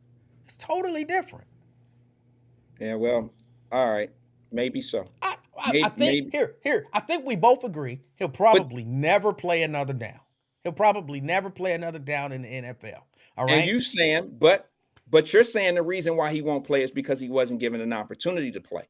Yes. I'm saying that he wasn't good enough to play. Well, I guess we'll never know. Well, I think that it's very far-fetched to say, okay, a person who couldn't get back on the field due to injury, and let's not act like we didn't hear some NFL players stepping up saying, and it was black players stepping up saying that Kaepernick. I'm sorry? I don't understand why that makes a difference, because we heard NFL players, black ones, also say he should have an opportunity and he was not getting one. So you can't say, let's listen to these black players that don't like Cap. We're not talking about the black ones saying that he deserves an opportunity or don't deserve an opportunity. I'm saying what the black ones was saying of his playing ability. I'm talking about on the field playing ability, not if he deserved an opportunity to play for a team. But it's the same. You can't say, on one hand, let's listen to the black NFL players who didn't like him and spoke out against him. But let's not listen to the black NFL players who said he deserved an opportunity. If We're you're not gonna talking. listen to them, listen to both of No, them. no, no, And I no. think they cancel each other out. Okay, maybe so, but let's talk about what they're talking. If you're talking about opportunity, if you deserve an opportunity to play, that's one thing, or to try out or play or whatever. The opportunity is another conversation versus the ability. I'm There talking about are, Wyatt, there were NFL players saying Wyatt. that the dude couldn't get the job done. And there were other NFL players saying he's better than a whole lot of these dudes we got playing right I now, mean, which speaks to his they- ability. everybody can say whatever they And want to say. anybody, exactly. That's I'm why I saying said on they both cancel each ends. other out. On both sides, they can say whatever they want to say. But all I'm saying to you is that when you are told, like it was people saying he don't come outside, he did all this, he used our culture to do this and do this and do that and blah blah blah. Colin Kaepernick had every opportunity. Listen, he had way more opportunity than a lot of the people that he so-called represented out here, bro. He was raised up in a white community. He was raised up by white people, the whole nine, bro. He had way more opportunity. He used this, bro. He was a culture vulture on that bullshit, and a lot of people ate it up. And if they ate it, that's fine. If you don't want to watch the NFL because of what he doing, that's cool. I'm just telling you that I don't think that he had enough. He didn't have the skills to pay the bills, bro. He got it. He did something like a lot of NFL quarterbacks did. He got on a team that had a magnificent defense, and he was able to maneuver through the NFL by certain means of having certain skills and players around him, and he got the job done. But hey, as far as going on with a long career or getting an opportunity, hold on. So now you kind of saying he was never no good, right? I'm not saying that. You got to listen. First of all, I don't like criticizing the individual and their skills, to be honest. And I know I said that. I really don't like to make it like a personal skill set thing, because you absolutely have to be an extraordinary athlete to get at that level. But everybody out there is an extraordinary athlete, and they tend to make each other look normal. But for the average eye, and they all tend to get opportunity after opportunity after opportunity, no matter how bad they are. They all tend to get an opportunity to get in there and fail. That's all. Give him an opportunity to get in there and fail. And then people like me ain't got nothing to say. What y'all put him out there? He threw 12 interceptions in 5 minutes. He was horrible. Team to just sign him just because? Just to prove that he ain't no good. That was satisfy you. They got this thing that they do. At least I know they used to do it. I don't know if they still do it. But they got this thing where they let people try out, and they have squads, and they go play before the actual games. They used to call it preseason. And they put guys out there who ain't going to make the team, but they giving them an opportunity. And they don't get signed because they wasn't good enough. I don't know if they still do that, but some team could bring him in, work him out, give him a shot, and then let us see him fail, and then say he wasn't good enough. Again, I don't know if they still do that no more. Well, they did that for, what's his name? Tim Tebow. But that was a personal thing with, what was his name, from Ohio State? But they did do it for Tim Tebow. Well, what you got to understand is this was one of them things that I think the coach of the Jacksonville Jaguars was doing something personally for Tim Tebow, who won him national championships while they were at Florida together. So I think even giving Tim Tebow an opportunity to come in and play a different position and him not make the roster kind of makes it make sense when it comes down to, yeah, okay, you can sign somebody to a contract and see if they're able to play. But I just don't know. It was Urban Meyer. Thanks, David Herring. Urban Meyer gave Tim Tebow an opportunity, and that's only because I think Urban Myers took a position with the Jacksonville Jaguars, not only as the head coach, but he had, some type of position upstairs to allow him to do that. I just don't think, if you look at a lot of the teams in the NFL, the ownership groups, and you look at some of the guys that they have signed that have done some horrendous things that we don't hear about, the Cincinnati Bengals have done it. They have done it themselves. It's hard for me to believe, I'm just speaking for me, it's hard for me to believe that they didn't sign Kaepernick because surely just strictly because he was blackballed because of what he did. That's hard for me to believe.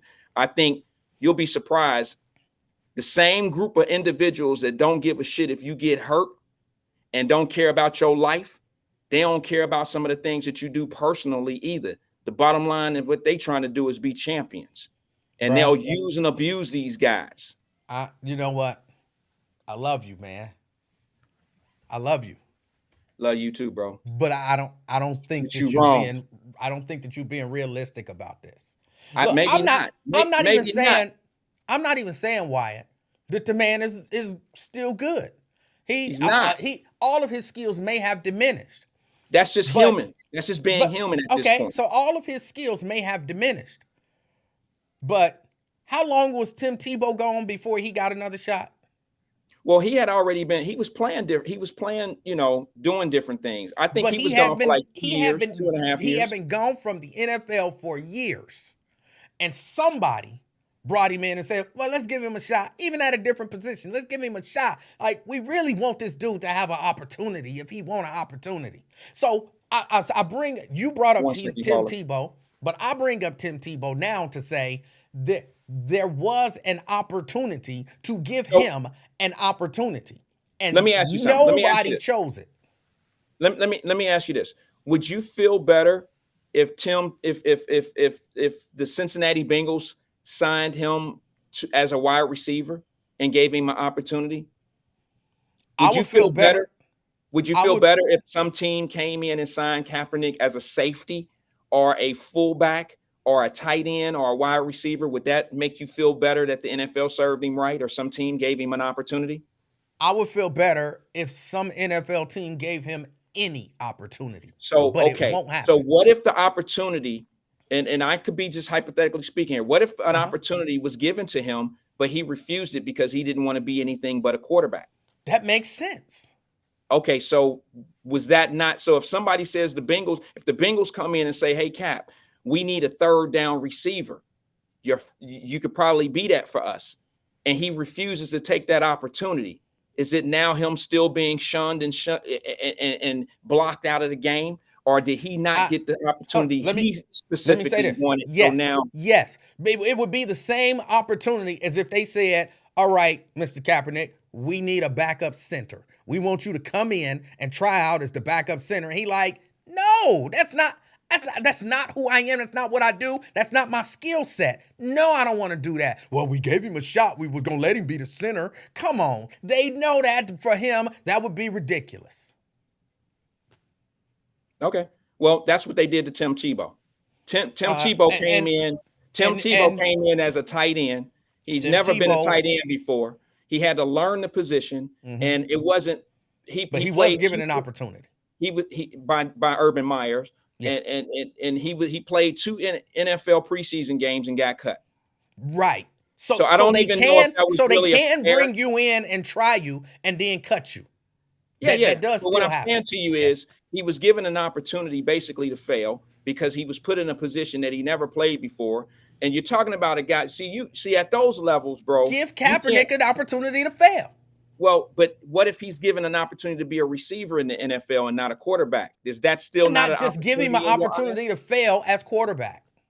No, that you can't have it your way. This ain't Burger King. What I'm saying Why is an NFL he can't have it job his way? NFL job is an NFL job. So right? then bring him in. So bring him in then as a defensive lineman. Say what now? So bring him in as a defensive lineman then. So then But that he's way they not can gonna say sign a we gave contract. him an opportunity. He's not going to sign a contract as a defensive, as a wide receiver or So then anything. give him an outside of the opportunity to fail as a quarterback. But This ain't hard. This ain't hard. They don't want to give the man an opportunity. Now, well, it's that's their easy. league. That's It's their that's league. easy. That's It's their easy to league. say. It's sitting true. from It's where just we are. true. That's easy to say. All I know is I'm looking at a lot of those guys and they bottom lines and what they trying to do to win. And that's just how I feel, bro. We ain't got to agree with it. Right. We don't have to Ain't- agree. All I'm saying is he's not been given an opportunity. And again, I agree with you. He'll probably never, ever play in the NFL again. And he's cool with it. I'm All cool I'm with saying it. to you So, is this, man. You got to sometime weigh how people take their opportunities. Sometimes people feel entitled. If their opportunity don't come the way they want it to be, then they tend to make it that they'll change the narrative of how things were presented to them, and that opportunity is no longer a real opportunity. They may have And- totally changed the narrative of the whole and- thing. and sometimes people try to package an unreasonable thing as an opportunity. And sometimes people peep that out and say, no, I'm not going for that trick. That's Yeah. not reasonable. And Yeah, you that know it's happens. not reasonable. You just trying to do that to say you gave me an opportunity. Yeah, just like the NBA. Just like the NBA did a one-game protest to act like they was protesting Black Lives Matter. Okay. And again, I still because this all started with That you was saying, more well, of why a ain't pump you fake. well, why ain't That you was more of a boycotting? pump fake and an But obvious this was fake ass but move. this was more you than- saying, why ain't you boycotting the NBA? And you still ain't told me. Again, my boycott. I don't watch on the NBA. I don't watch the NBA for that. I'm Okay. on your level of that because I haven't watched the NBA game since then. And the reason being is because of what they did. That Milwaukee playoff game, all that stuff they did, bro. All that stuff that they did, they protested one game and moved it back instead of a Tuesday and moved it on a Thursday. I They didn't did all- perceive them did as all that protesting. Black Lives Matter on the field, on the court, and did all that on the uniform and all that old stuff, bro. It was fake. If the Yeah, I didn't- NBA players really felt the way they felt about that movement, they ass wouldn't have went back to work no sooner than the NFL players would have went. It was all the same. It's basically the same fight, right? It's all the same fight, equality. No. See, I don't see it the way you see it. Not that I'm saying the way that you see it is wrong for you. I don't see it that way. I didn't perceive that kind of what they were doing was a protest. I know some of the players said that, but I perceived They that what protest. They said they're not playing. I You talking about perceived the that, NBA, right? yes, I Okay, yeah. perceived that what was happening was, yeah, it's cool for the NBA and the players to say we protesting, but probably, I don't remember if that game was in Milwaukee, but Yeah, well- stuff was happening, and we don't want to have all of these people come down here when basically the take a chance of something happening in the city being on fire, and now we at halftime and we gotta hunker down because they outside of the arena trying to get in to make a point. You know, they may have couched it as we're protesting, but it No, sounds to some me like it players- was more about logistics and facade. And it wasn't necessarily about a protest. At that moment, from a PR standpoint, it was probably best to say we're protesting because yes, all the Black Lives Matter over everything, and that was a big movement at the time. And I mean, they are a corporate entity, so they gonna get on. Hey, yeah, we protesting. It makes us look. It endears us to this audience, and so on and so forth. But I don't think it was actually a protest. I think it was just more logistics and all that kind of stuff. No, because some of the players, they came out. They said they're not playing. This was not just in Milwaukee. It was in other cities as well. And the players pretty But much reached out. Nobody and was said they're not gonna playing play. in the other cities. Nobody. Yeah, they were. What are you talking about, E? Yes, they were. It wasn't in Who the was- bubble. No. Who was playing on the same night that it was? I don't even remember which teams it was. But was that the conference? Chris Paul came out as the Players Association president, and he didn't want to. He spoke for the crew. LeBron James was saying he wanted to protest. A lot of people came out and said, "We protesting. We're not." I don't playing think no matter any what." of those And then 3 people days- are above saying something for the purpose of looking good. I know y'all I got- like LeBron James. Let me take go the ahead. call. Can I Go take the call? Because this person has been holding a long time. Good evening, caller. This is King and I. Who am I speaking with? Man, this CK, good God. CK, Haven't sorry. been home for 12 hours. Sorry about that, brother. Can y'all hear him, E? Can you hear him? Yeah, I can hear. Hello? Go Yeah. ahead. Sorry about that, brother. Yeah, man. Hey, I was trying to figure out, like, I seen, but, I figured I was with Emmanuel, you know what I'm saying? I was protesting and everything, but I had to go, like, you know, they all of them racist, all the professional sports. And just like the Boston Celtics coach getting fired, did you think that was racist? him getting suspended? There's some people that think that, but What was your opinion on that? I don't know if it's necessarily racist. I heard some people like Stephen A. Smith saying some things like this should have never been public and this and this and that. I think that's ridiculous for Stephen A. to say, because speaking, you got to hear me out all the way on this one first, CK. What would we be saying today if there was no explanation why the black coach of the Boston Celtics is suspended, or he's not on the bench right now for the rest of the season or for the entire season, and he went to the playoffs last year, to the damn near championship game, division championship game? What would we be saying right now if there was no talk about it or no one was saying anything about it? What would we be saying? That they doing him wrong? Yep. So my I question think they is, are doing him wrong. okay, so how are they doing him wrong? Because this is a policy. This is a policy that workers cannot, you know what I mean, fraternize. And you have a married woman who's not being disciplined, but the black man is being disciplined. Okay, go ahead. So she's breaking the rule just as well as him, but why is she not? The white woman, she avoids being disciplined for breaking the same rule. Right. And she's married. Yeah. And this is Boston, but I'm saying, what sport isn't racist? I'm saying, reason why I started back watching football, because I'm like, it was racist when I started, and it's racist now. I'm like, Colin Kaepernick getting hired is not going to stop the fact that the NFL is racist. So I mean, hey, this is the way it is. This is America. So we watch racist sports. NHL is racist. Major League Baseball is racist. NBA is racist. NFL. Why Kaepernick getting signed is not the end of race. I mean, why would you watch a racist sport just because they signed Kaepernick if you're against racism? Okay, that's a good point there. But let me ask you. Let me clear up something on the Celtics situation. You said that the black man got disciplined, but the white woman didn't, right? Is that what you said? To the vice president. Yep, and she's married to the vice president. Okay, So now let's take our time and think this one out, CK. Who works for the organization and who don't? Both of them. She works for him too. Remember? Now her husband is the vice president of the Boston Celtics. But she has a position. Remember, she sets the schedule. She set his schedule. That's how they got close, because he works with her. She's not just the wife of the vice president. She works for the Celtics also, sir. What's her role? She's the scheduler. She's a high appointing person, but she's also an employee. Remember, he's in trouble for having an affair with an employee. If she wasn't an employee, it wouldn't be a crime, would it? No, What would be the crime? That's what he's getting charged with: having sex with another employee. Well, so why is the black man the only one facing punishment and she's not? If they both committed the same crime, she's having sex with an employee just like he is.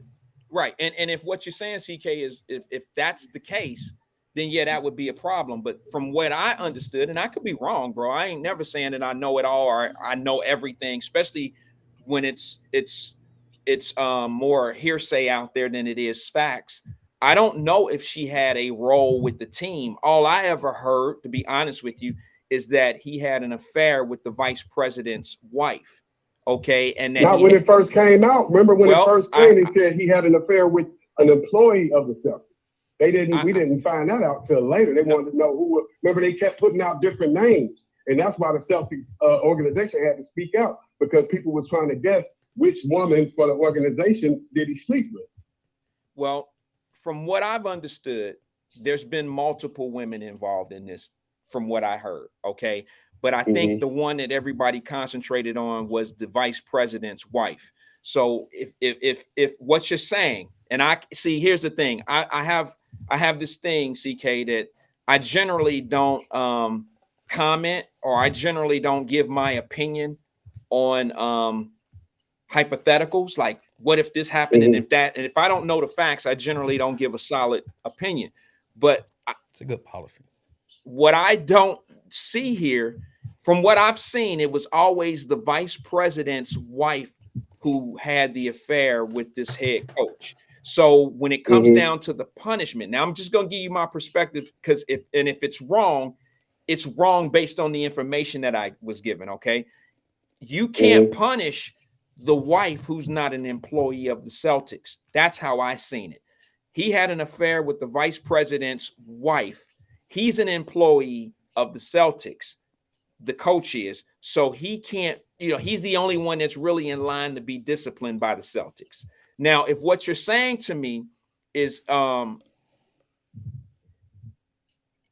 if she had a solidified job, if she had a job with the Celtics and she's on contract with them and she's an employee, if she didn't get disciplined for doing the same thing he did, then yes, there would be a problem.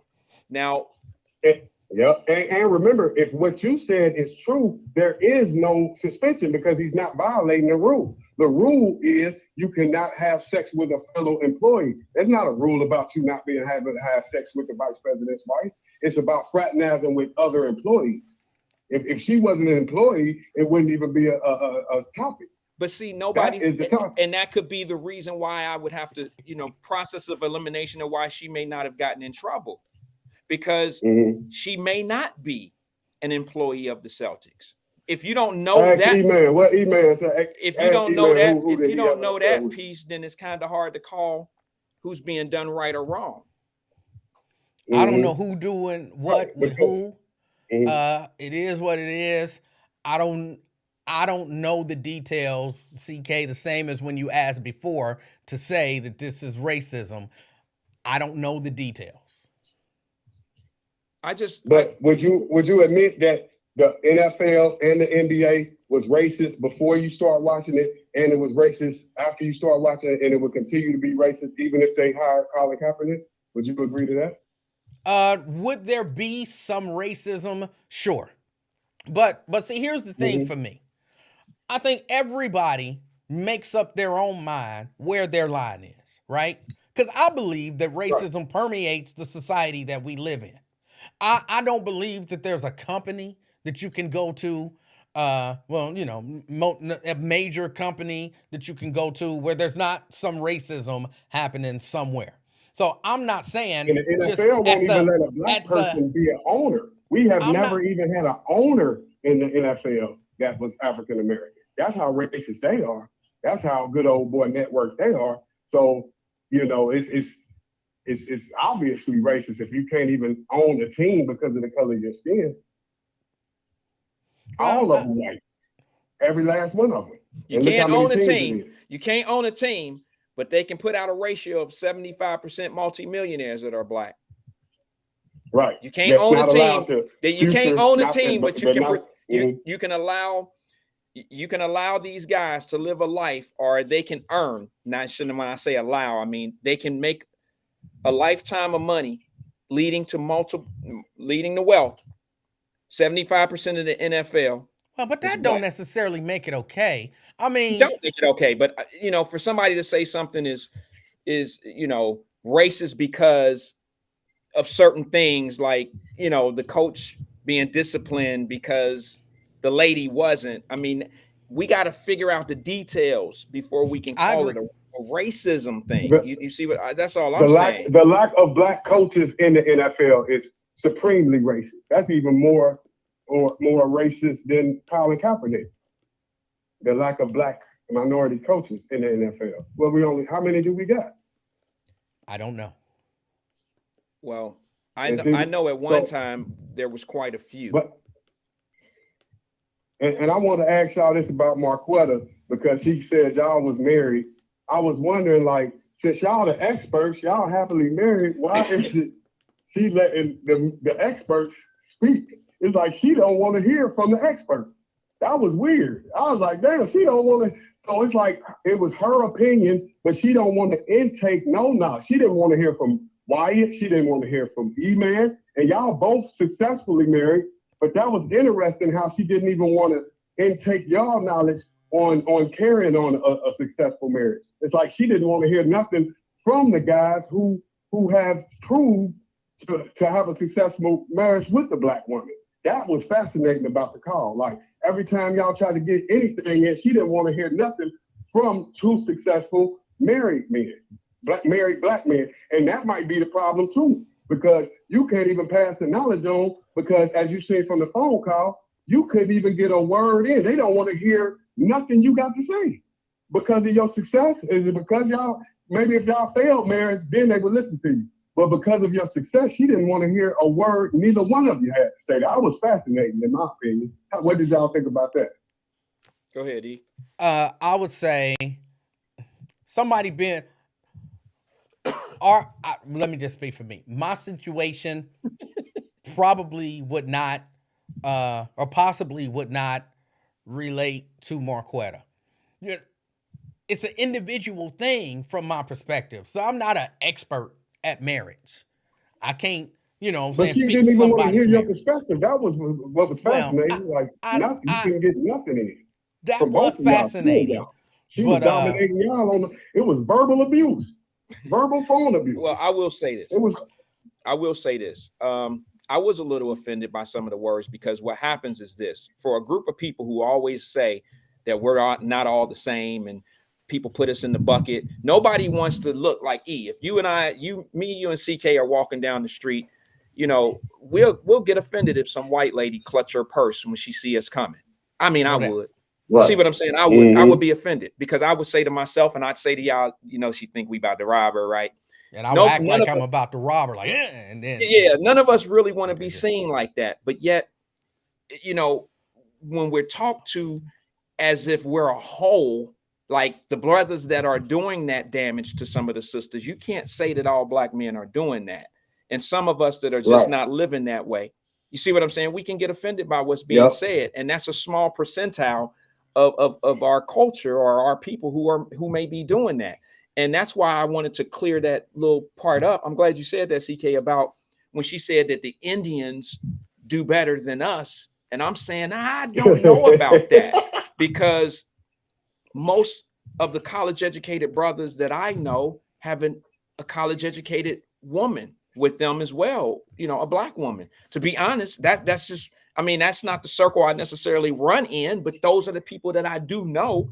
And I'm saying to myself, a lot of them have dual incomes and they do well, and she know her place, so to speak, and he knows his place, and she ain't running him and he ain't necessarily running her. He holds the door for her, he buys the dinner, he picks up the check, and you know, it's a traditional marriage. It's just they both happen to be banked up, and for somebody I'm sorry, go ahead. And you see how both of y'all setting a great example. Y'all like people calling for the knowledge because y'all too successful. So y'all can't say black men ain't nothing. Look at the king and I. Both of the king and I is balling on the marriage side. So you gotta listen for the wisdom. They got to have some wisdom. They ain't just making it up. This is real life. Every time you see them, they celebrating something. So take that in. Stop. It ain't all depression. It's some good living over here too. And you got the king and I prove that. CK, before you go, I just got one question for you. Did that Red Lobster eventually work out for you? Hey man, stop listening to this dude, bro. Yeah. See, that's what I want. Hey, he was peer pressure, wasn't he? I'm telling him, I went on a lovely date at Red Lobster and we had a great evening. Here comes the peer pressure at 50 years old. Is you gonna get your son, CK? You gonna knock them draws? Did you get the draw? I just asked you to work out, whatever that looked like to you. The devil tapped me on my shoulder and said, hey, the devil was real. That was enjoyable enough, endless shrimp. I didn't have no freaky stuff on my mind till the king gonna hit me with it like, so what, you about to knock them draws loose. I was like, oh Lord. I wasn't even on that type of time. But I ain't never mentioned no draws. I gotta say this to you, brother. I had your back. You know I'm Team CK, right? So when I heard him talking that madness on his show the other day, I was like, he trying to get you pimped, bro. Don't listen to you. Do not have to take You don't have to take no woman out and do all that type of stuff to get That's Mm-mm. true. get none, man. You That's ain't gotta very do all true. that. Right. He trying I to get did you. that because, and why do we do that type of stuff? Because we wanted to, like you said. You Exactly. spent $70 at the damn In-N-Out burger. That Red Lobster ain't cost no. It ain't nothing but some endless shrimp. It's a special. That ain't no money. I ain't expecting no draw. Just cause, hey, if it's a draw session, get the Man, draw lobster. session is to get the draw. This is a date. I just want to go out and eat all this shrimp. I Right. ain't Tell thinking him, about all CK. that till Emmanuel put it on my mind with the peer pressure. I told you, hey, Now bro. you I got- know I seen it. I know I seen it. I know I read the playbook, right? Red Let me tell you what he's Lobster? trying to do. You trying to line this man up to believe that if he is to break off the dollars, that he'll get No. the holler. That's what you're See, no, trying no, to no. do. Yeah, no, y'all both apparently looking at it wrong. That's not what I'm looking. Look, like he said, he had already gone to Red Lobster of his own volition, not because she said, if you take me to Red Lobster, then this. That would be him getting pimped. That would be him getting pimped. I'm not about that. Not But at all. You gave him the premise Again, of you saying, looking at it wrong, bro. now, You CK, already that is- went to you Red just said Lobster. the devil is Man, you know I real. wasn't thinking about them draws. See? You know I was happy. That was my. I didn't say nothing about no draws. I just- The word draws never came out my mouth. We do what we want to do out here. We work hard, so we play hard. He just It wanted some wasn't shrimp. on sex time at the time. He just wanted some Until you shrimp. put it on my mind. He just wanted to word go on a draws. date with a lovely lady and eat all the shrimp that he can eat. You Hey. put this thing in Hey, his mind. all I'm like, saying- yo, you put Hold on, down hold on. money. Now, wait a minute. Now, y'all can go back. back and watch it. Y'all can go back and watch it. But I'm going to tell you this. I don't believe the word draws ever came out my mouth. I don't believe the word sex ever came out my mouth. I don't know. Maybe you did. Maybe you didn't. I don't know. CK, you done taken a Red Lobster. I don't even think I said that. I don't think that came out my mouth. Yeah, you I did think say I that. just asked. I just asked Yep. the question. You With that asked. peer pressure. You asked since he put up the money for all the shrimp that she could eat. You know what they say: if you feed them, you can. And that's what you brought us. Is if you feed her, then you can. You know, and No. I'm I sure just want to CK put seen that out. that. Like, if I'm All I'm asking a woman saying- on a date, it's not to get the draws. I just get to know you. It ain't All about I'm- a draw session. Okay, And you're see, right. And if you All I'm saying, y'all ain't got to listen to me. trying to get the draws. Y'all ain't gotta listen to me. I'm just trying to tell you I ain't no that spring there's chicken now. some Now, remember CK. in my younger days and when I was broke, then, Nah. okay, boom. CK. You know, CK. I didn't wisen up, man. You CK. gotta get to know. You gotta stimulate CK. that mind. I Make agree sure with you, that- CK. I ain't trying to do nothing for you to Oh, make so CK. you think obligated to have sex with me. Nah. CK, I'm trying to help you, bro. Man, he I'm trying to get help you you. with a phone I'm bill and trying to everything, tell so- you, and I'm trying to tell all of y'all, Metro. there is magic Hey, man. at the Red Lobster.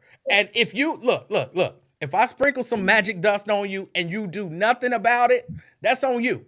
But I'm telling you, when Yep. you go to Red Lobster, bro, that's that magic dust, man. Man, listen to you. You right. It's like a And he genie. told me You about got them three cheddar biscuits. wishes. When he put the cheddar biscuits, now I was ready. I was like, yeah, dang. Oh my God, Cheddar biscuits, Oh boy. endless shrimp. Hey, man, y'all Admiral's y'all Feast. about to You know let what I'm the saying? chicken What burn you- up, man, let me get back to work. Well, y'all. Don't let that chicken burn up, Much man. love to y'all, man. All right, CK, we'll holler at you, All right, brother. CK. Stop listening to E-Man, man. He gonna have you on the track. He gonna have All you out right. there pumped up, Hey, man. you can waste that magic dust if you want to. So what you tell him since he took it to Red Lobster? It was on and popping, right? I'm just saying there is something about. I'm telling you, there's a combination, and I think it creates a chemical reaction. That's what I really think it is. Oh my Here it is, Wyatt. If Mrs. Wyatt is ever upset, I know you go to big fancy restaurants and spend $300 for a steak and all that kind of stuff, right? Forget all of that. Take Go to that Red woman Lobster. to Red Lobster. Get her an Admiral's Feast. Get some cheddar biscuits. When you go home, have some peppermint soap and some shea butter ready. Put her in the bathtub with that peppermint soap. Rub her down with it or wash her down with it. When she get out, put that shea butter and rub it all in. She ain't gonna be mad no more, bro. I don't know Man, what that it sounds is. country as hell. The reaction, That the sounds chemical country as hell. reaction The All right. chemical reaction, bro, Maybe so. between the know. cheddar biscuits, the Admiral's Feast, the peppermint soap, and the shea butter. Scientifically, if you look in the journal, it's not the New England Journal of Medicine. I can't remember the name of it, but there's a medical journal out there that they've done the research. I'm telling you, We gonna have it's to a get you promo magic of Red formula Lobster. almost. We're I'm gonna just have to trying to get help. you. We're gonna have to get you a what is it? A sponsorship from Red Lobster. You going hard for them? I It's didn't not- know. Bro, it's I didn't not know. I mean, I'm just, being honest. I didn't know that just Red Lobster. Red Lobster don't do it, bro. It ain't Oh, okay. That's just the Red starting Lobster. point. I know you got to come out the gate of Red Lobster, Yeah. and then you wind up at the finish line in the pool with the shea butter and all that, right? The hot grease and all that old shit you was talking about. I'm just trying to help. Hey, didn't CK? He told y'all, you know what I'm saying? Listen to the wisdom. Listen to the wisdom. I think I'm a little older than you, Wyatt. Yeah, you're a lot older than me. Didn't you just Listen have to a me. birthday? Yeah. Listen to me. Yeah. Hold on, yeah. let me get Key in here. We're gonna have All some right. echo issues until I figure it out. All right, go ahead. Key. Hey, what's going on, Emmanuel? How are you? Hey, Key, I'm doing all right. And you? All right. Hey, Wyatt, how are you? What up, though? Can you hear me? Yep. Yeah. Okay. I can't hear him, though. Okay. I'll fix that by next time. Okay. I was just calling to say, hey, you guys, just calling to support. All right. Appreciate it. All right, Hey, now. have you, hold on, let me ask you, have you ever been taken to Red Lobster, got the cheddar biscuits and the Admiral's Feast, and then went home or And went got to your- his spot and had some peppermint soap? He washed you down with the peppermint soap and then rinsed you off and, spread some shea butter on you. Has that ever happened to you? Look, that's why I'm calling, because I'm over here hollering. I'm like, Emmanuel done had too much fun on his wife's birthday, his anniversary, then his birthday, and he over there reminiscing or whatever, and he in the Twilight Zone about the Red Lobster and the peppermint soap and the shea butter, and he's like, shoot, when I get off this phone, it's about to go down. I ain't got no cheddar biscuits at the house. But I know, but you going to figure something out, because like Wyatt said, you selling. I'm like, well, he had fun on them all them 3 Fridays and some Yes, other he days, did. and he can't get that off his head. But no, I've never heard of that, the peppermint soap and the shea butter See? and all that stuff. see, I there you never go. heard of it. Are you a married woman? No, You dating? not right now. Oh.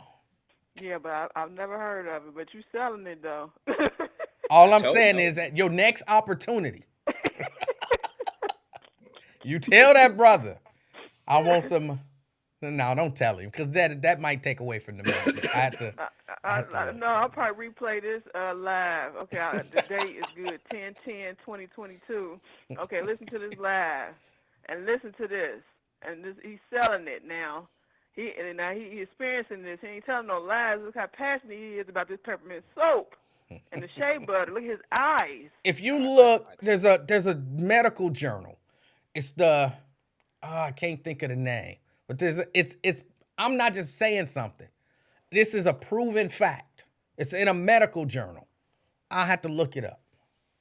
Yeah, no, I believe you. Just like how they say Epsom salt's supposed to work on certain joints and muscles and stuff. You done found something else. You done found the aphrodisiac of something.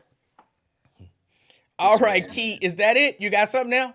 No, that's it. That's all. I was just calling to say hey, and Wyatt just checking in. I should have called his line because I can't hear him, but just making sure Wyatt was cool, everything's Till good I in said Florida and the peace. family or wherever, and then just checking in with you all. He said, all is good and peace be unto you. Oh my goodness. Yeah, all that. All right, everybody, like, subscribe, hit the thumbs up, and share with That's my everybody. brother.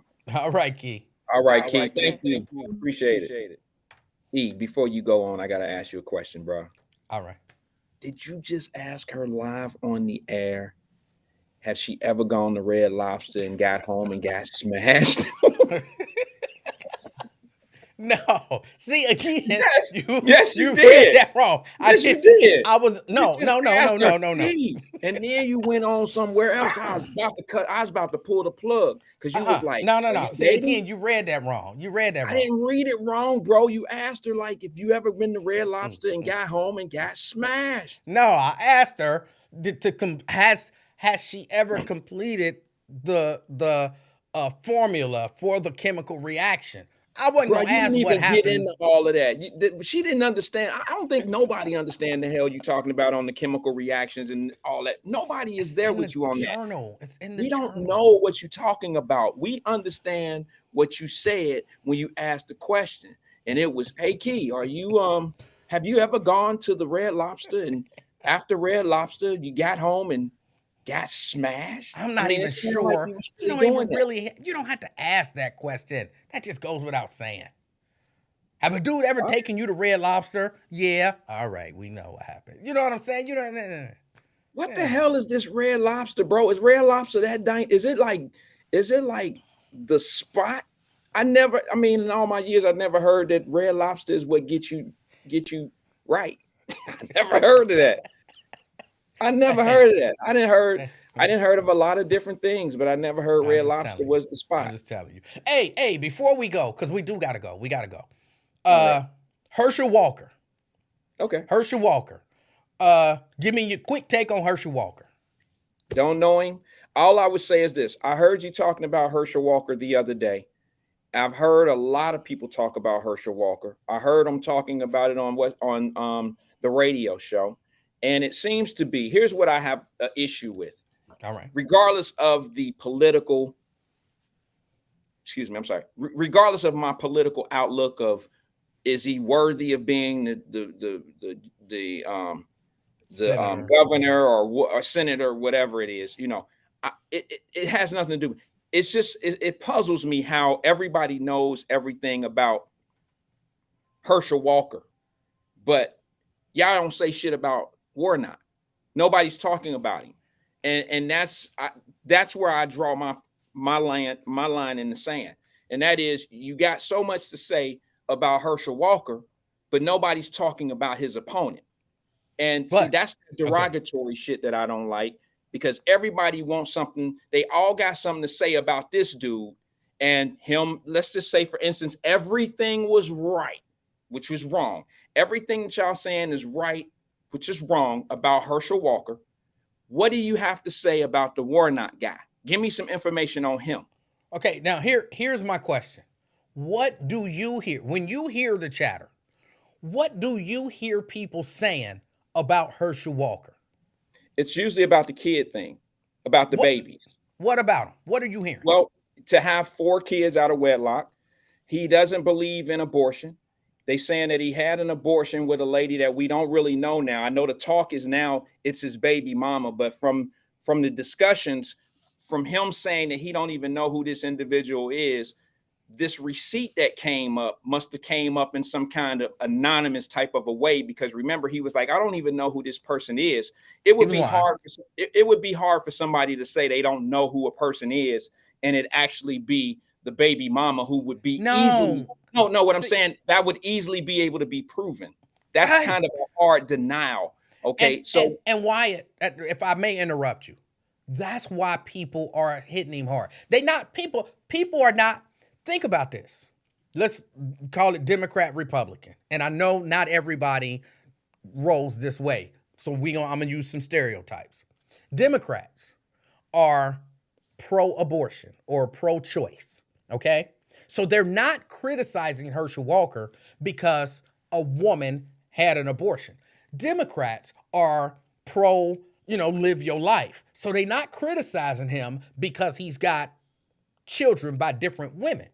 Democrats aren't, a whole lot of the things that they're not criticizing the things that he's done. The criticism is, you said you didn't know the woman, but she your baby mama. Even you said it don't seem reasonable that a person would say, I don't know her, and that end up being your baby mama. So Right, the criticism is, why are you lying to us so much when There's no way you didn't know that that was your baby mama. But You that know what I'm wasn't saying? initially. That Why wasn't are you initially why lying people. to us? Hold No, on, but that's hold what I'm on. saying. But Wyatt, that is the criticism. It's not what you did. It's you don't own it. But You people were want to mad take at him before that.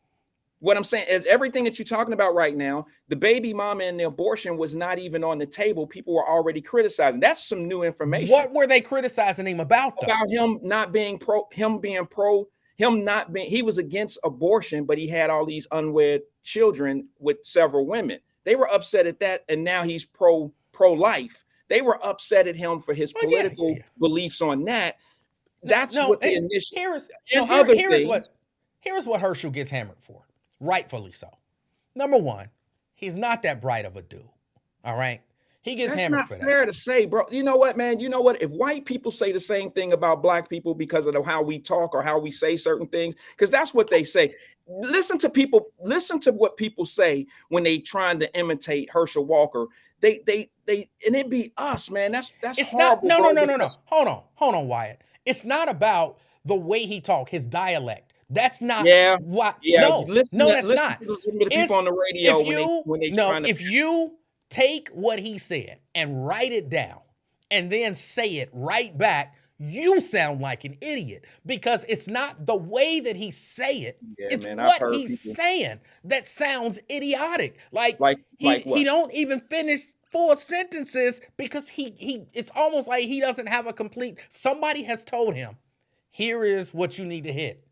And so he just goes through and try to hit that, but he's not skilled enough to be able to hit it and make some sense. So he's not that bright. And again, I'm not saying it because of the way he speaks. I'm saying it because he's not that bright. Okay. All right. So I think that's what people hammer him for, number one. People hammer him talking about the thing about all of the children wasn't about the abortion piece. The thing about all of the children is mainly about one of his main platform issues, or whatever the correct terminology is Listen, fathers not abandoning their children. And he hasn't been there for his children, Right. according to his children. right. So it's not that, well, he got kids out of the way, like he had an abortion and he this. Or the Democrats would be like, yeah, cool. But hold on, you had an abortion, but now you want to stop everybody else from having an abortion with no exceptions. And then you lied about it. You paid for the abortion. And then you said you don't know the chick. Well, we can easily prove that you did. How stupid do you think we are? Let me ask you this though. Does anybody know? And listen, I've never defended him. You can't say that any conversation that we ever had, it was me defending him. No, I'm not saying you did. Okay, what I'm saying to the people, because it sounds like people don't know who I'm dealing with here when I'm talking about Herschel Walker. I'm saying, okay, you know who he is. How long ago was that abortion? I don't know. Does anybody have that information of that abortion that he had with that girl? If we're talking about the baby mama and all that, here's what I would say. I don't remember the date. I think it was like 2009, but I don't remember the year. But apparently 10 years ago, he asked her to have a second one. So at least 10 years ago. Okay. So all I'm going to say is this. It's not me defending him. I just want to know that people's positions can change in life. Like you're pro-life. You're pro-life. And pro-choice, yes. Okay, I didn't know that. I thought that you were, because the way you talk about it, bro, you sound like you're. And I have no problem with people being pro-life. I'm pro-choice, but I'm in a situation where I understand that when people are younger and in certain spaces in their life, they make different decisions based on their principles at that time. Right. And when you grow older and your principles change, your perspective of pro-life, pro-choice, and all that can change as well. And to say that this man, because he didn't had 4 kids with 4 different moms or baby mamas, whatever you want to call them, doesn't give him the right to be pro-life now doesn't make any sense. Because listen, I have friends that when we was 14 and 15 years old had children. And they were looking at me like I was crazy because I hadn't had no kids yet. I'm literally had that peer pressure. Why don't you have no kids? Why, like I was on some other shit. And I'm like, well, I'm a kid myself. How am I have a kid? I just decided to make different choices.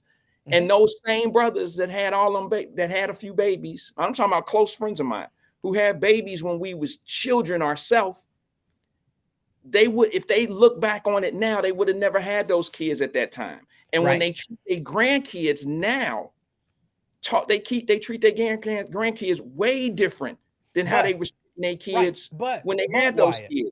So Wyatt, perspectives and things in life can change, and I it can agree. change your whole thought process. I agree with that. But see, this is the part that you're missing.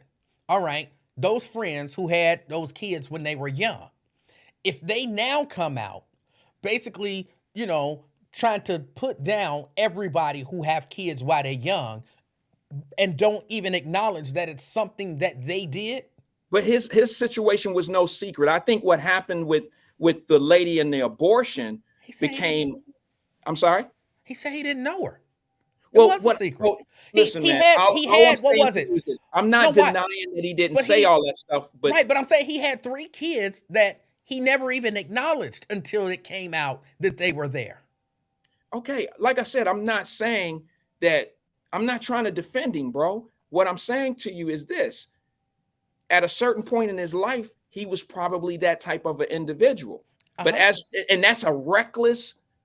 No, you know, who would want a dad like that? Who would want a man like that? A husband like that? Who would want that individual? Bro, we all, not all of us, but majority of the people that I know have all been through some things in life where we made horrific and bad decisions at Right. a young age. And then at Right. a certain point, we change. And when we change, we may not have the best delivery of how y'all shouldn't do that. You shouldn't do that because they've been there and they know how it is. No, All- but Wyatt, but what I'm trying to, I guess, express to you is that you're saying, well, why ain't people getting on Warnock for his shortcomings? No, I Because- said that. No, what I'm saying, and I Okay, did go in ahead, the go show when you, excuse me, I'm sorry, I don't mean to cut you off, brother. No, that's What all I'm saying during your show that I was, spectating and I was commenting on, I did make a comment then, like, wait a minute, y'all saying all this about Herschel Walker. I think what's more important is who is his opposition.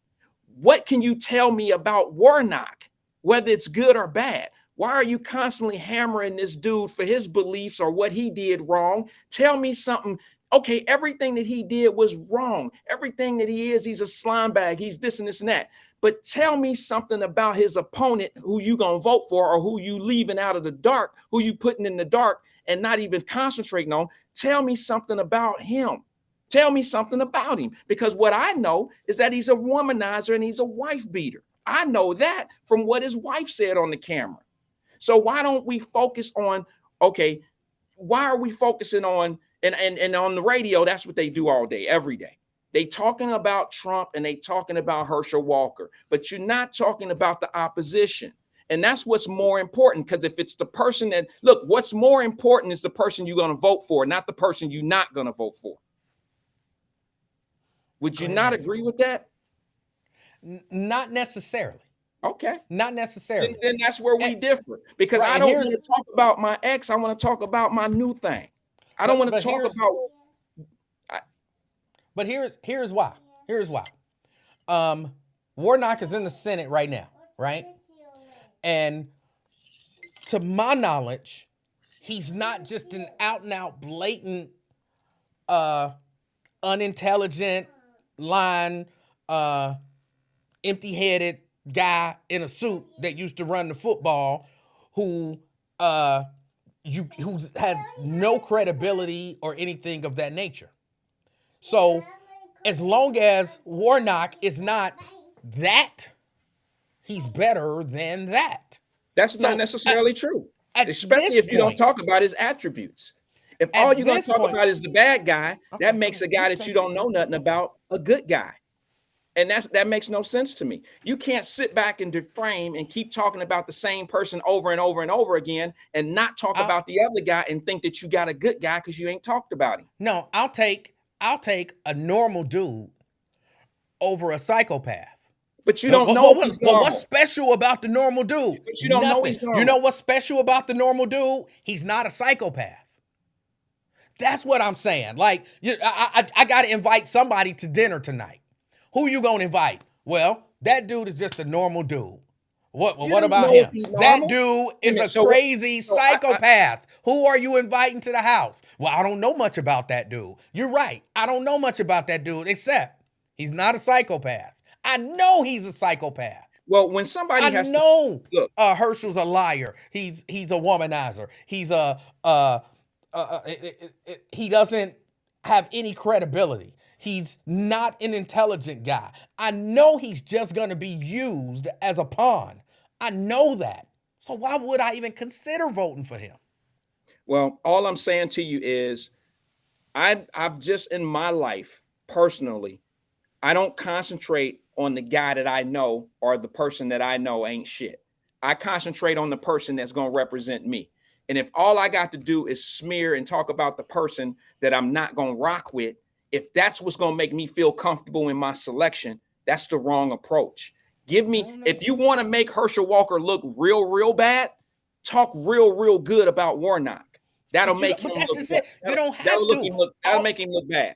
But that's just it. You don't have to. All you have to do is tell the truth about Herschel Well, Walker. let me ask you something. Let me just say, no, not necessarily. Let me say this. Let's use, oh my God, this is going to be tough.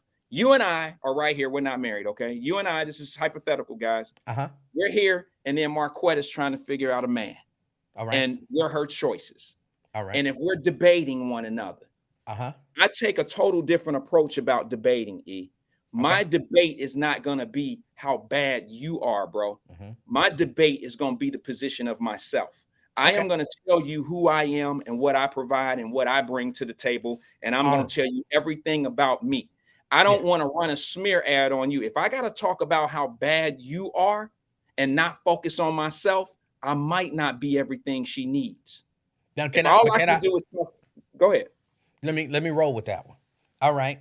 So you up there and you got your resume of everything that you've done and everything that you are. What I offer.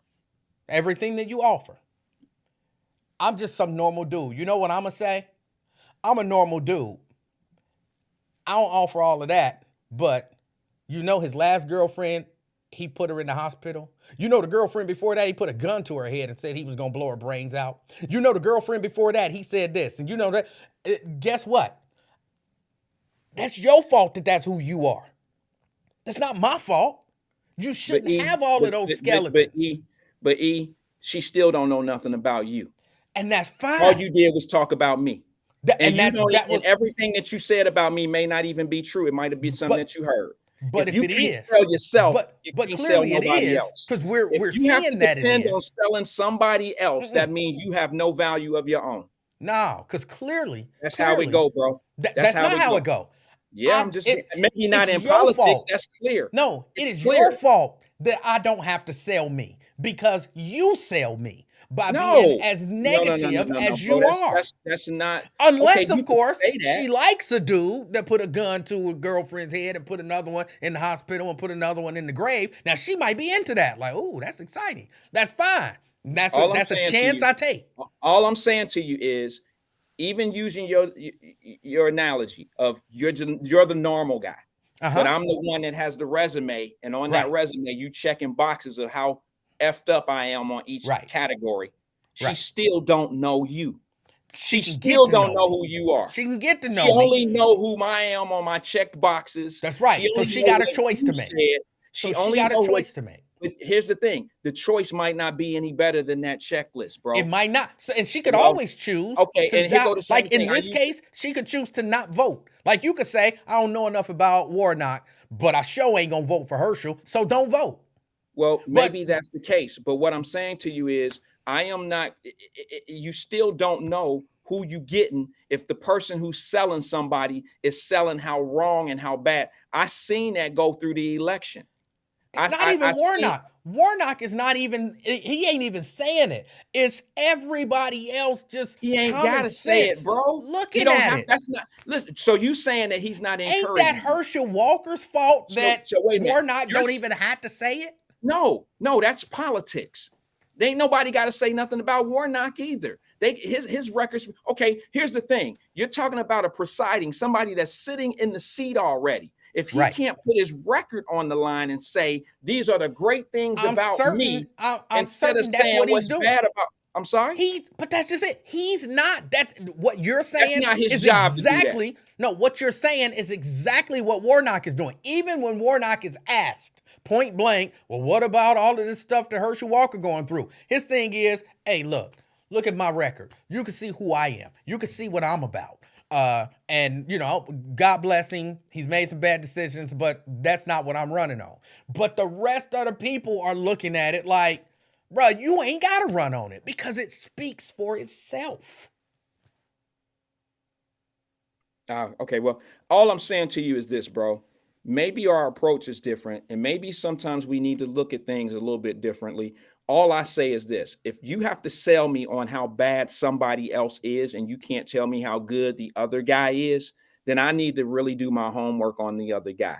I don't need you to keep forcing some negativity or bad shit about me, about the other guy to me. I get it. I got it. He had these kids, he this and this and that. But tell me the person that's in the seat right now, what are they doing to make things better? All you Who got to is do this is go individual? to his website, go to his campaign. That's what I'm saying. Like you saying it like Raphael Warnock is the one who's saying, hey, Herschel Walker paid a woman. He's not. That's not him. He's not doing that. And you know He's what? selling him. Well, he don't know. No, he's not. No, he's not. He's not selling him. Here's what happens, bro. Oh When my you have a narrative sitting out there, all you got to do is sit back and ride the wave. Somebody started some shit, and you ain't. It's a inexpensive wave to ride. It's just like but how is that his fault? on you. If How me is and it you, his hold on, fault? hold on. If you and I are going after Marquetta, and Uh-huh. Marquetta's and your cousin who I don't know, let's call him Ralph, show All up right. to the party, and your Ralph show cousin Ralph got all this shit to say about you. I ain't gonna say nothing to Ralph. I'm gonna let Ralph say everything he got to say about you, free Right. of charge for me, Yes. free of charge. And some of the things that Ralph is saying may not even be true about you, but I'm not gonna sit back and be like, y'all might want to check Ralph's resources and make sure this is right, because I want to run an honest campaign and I We want to don't just have to. be Like, good about it's- me. It's just coming out like crazy. We don't have to. If Ralph come out and Ralph is like, you know, Emmanuel is evil. Emmanuel is evil. Why you ain't saying nothing? You just sitting there minding your own business, drinking your drink. And Emmanuel is evil. Look, I got a video of Emmanuel doing this horrible thing. And guess what? And then Marquetta comes and says, Emmanuel, did you do that to that woman? And I'm like, I don't even know who that is. And he like, wait a minute. Here's a picture of him and her together. They married. Like, oh, well, you don't have, and it's not your fault that you don't have to say anything. I don't blame Wyatt for not saying anything while Emmanuel implodes. That's not your fault. And what, you supposed to jump up and say, no, hold on, stop it. Don't disparage you're him. making my point. You're making There's my no- point. there- I don't have to say anything. Exactly. If you already got So somebody how saying is it? something, So why is it Raphael Warnock's fault? He's it's not not saying his it. fault. I'm not saying I didn't say it was his fault. I said people are listening to what other people. I said I have to look at it as if, why am I concentrating on how bad an individual is versus hearing something about the guy that I would probably, I need to know something about the other person too. That's all I'm saying. And that's you fine. don't hear anything. Look, when you're listening to the radio, they just talk about how he is, but you don't ever talk about how the other guy is, whether it's good or bad. There's no information. No, You that's just learn human how they- nature. Because what it Wyatt, is, yes, it is. entertainment. That's just It's entertainment. That's No, not human nature. That is human entertainment nature. versus Wyatt, education. Wyatt, if you've ever watched a car wreck, I guarantee, well, I can't guarantee, but I doubt that when somebody asks you about the car wreck, you start talking about how good all the other drivers were driving. No, you focus on the car wreck. Everybody assumes that the other drivers were driving okay. because they didn't get into the car wreck. I don't know if that's what? a proper I heard it was a analogy, car because wreck you're not at the voting corner on the of other Vine and cars. Mitchell. Yeah, but it was this Chevy that was driving the speed limit, Yeah, but and he was the other doing cars everything aren't he was relevant. supposed to do. They're not relevant to any decisions that you're making. That's And gonna the gonna conversations cost that you are down the line. happening surrounding Herschel Walker and his hypocrisy and his lying, that's not a conversation about Raphael Warnock. That's a conversation about the train wreck that we're watching. Right. So we're when watching people a say train that an wreck, individual who has and that's 50 human nature. Yeah, well, I just don't agree with that analogy, especially the car analogy, because you still have to focus in on the other guy. You don't have to focus in on the other cars involved in the car accident. The other guy is going to play a pivotal role in your life based on the decisions that you're making to vote on this individual. I think No, you should know something about that individual. no. Not You're just not. listen to all the gossip and all the bullshit about the other guy. That's what's wrong with us. We did the same That's human thing in our nature, though. election. We That's what I'm listened to telling you. all this TMT bullshit and all this old garbage stuff that we listen to, and we're not being educated on policies, and we're not paying attention to who's going to do the best for us. We don't listen to that. We get up in the love and hip hop conversation about people. That's what we do. I'm telling you, you try to change human nature. Human nature watches there are some that don't. Some turn away, but other people like, whoa, it's a train wreck. Let me hold on. You just got here. That train was coming, and then that train was coming, and oh my goodness, that's human nature. So that's the conversation that you're hearing. Let's move on. You got 5 more minutes for the last thing, bro? You got 5? Yeah. Let's move on. We just have to agree to disagree on that. All I'm saying to my folks, if I may get the last word on this, and it's not long, is this, E. Look, I would just ask people. I'm not sitting here capping for Herschel Walker. Trust me, I'm not. Whatever he did in his past is what he did. But I just challenge those that got so much to say about Herschel Walker, please, and I know some of them watch your show. If you got so much to say about Herschel Walker, give me at least half of that of the other guy. Say something positive about the other guy. I haven't even heard anything good about the other guy. All I've heard is the Herschel Walker talk. That's all I'm asking. Well. I'm sorry? Say he drives well. There you go. Okay, he drives well. All right, the other thing, bro, what in the hell? I've been gone, right, for a whole week and a half. And I've heard on the radio and a couple other shows and some other things about I can't think of her name, but there's a lady that has been taken in custody. Lady C. Okay, Lady C. Never met her. I don't know who she is. I've heard her a couple times on the radio. She's a long time listener and caller of the radio show. And I'm trying to understand where people are coming up with.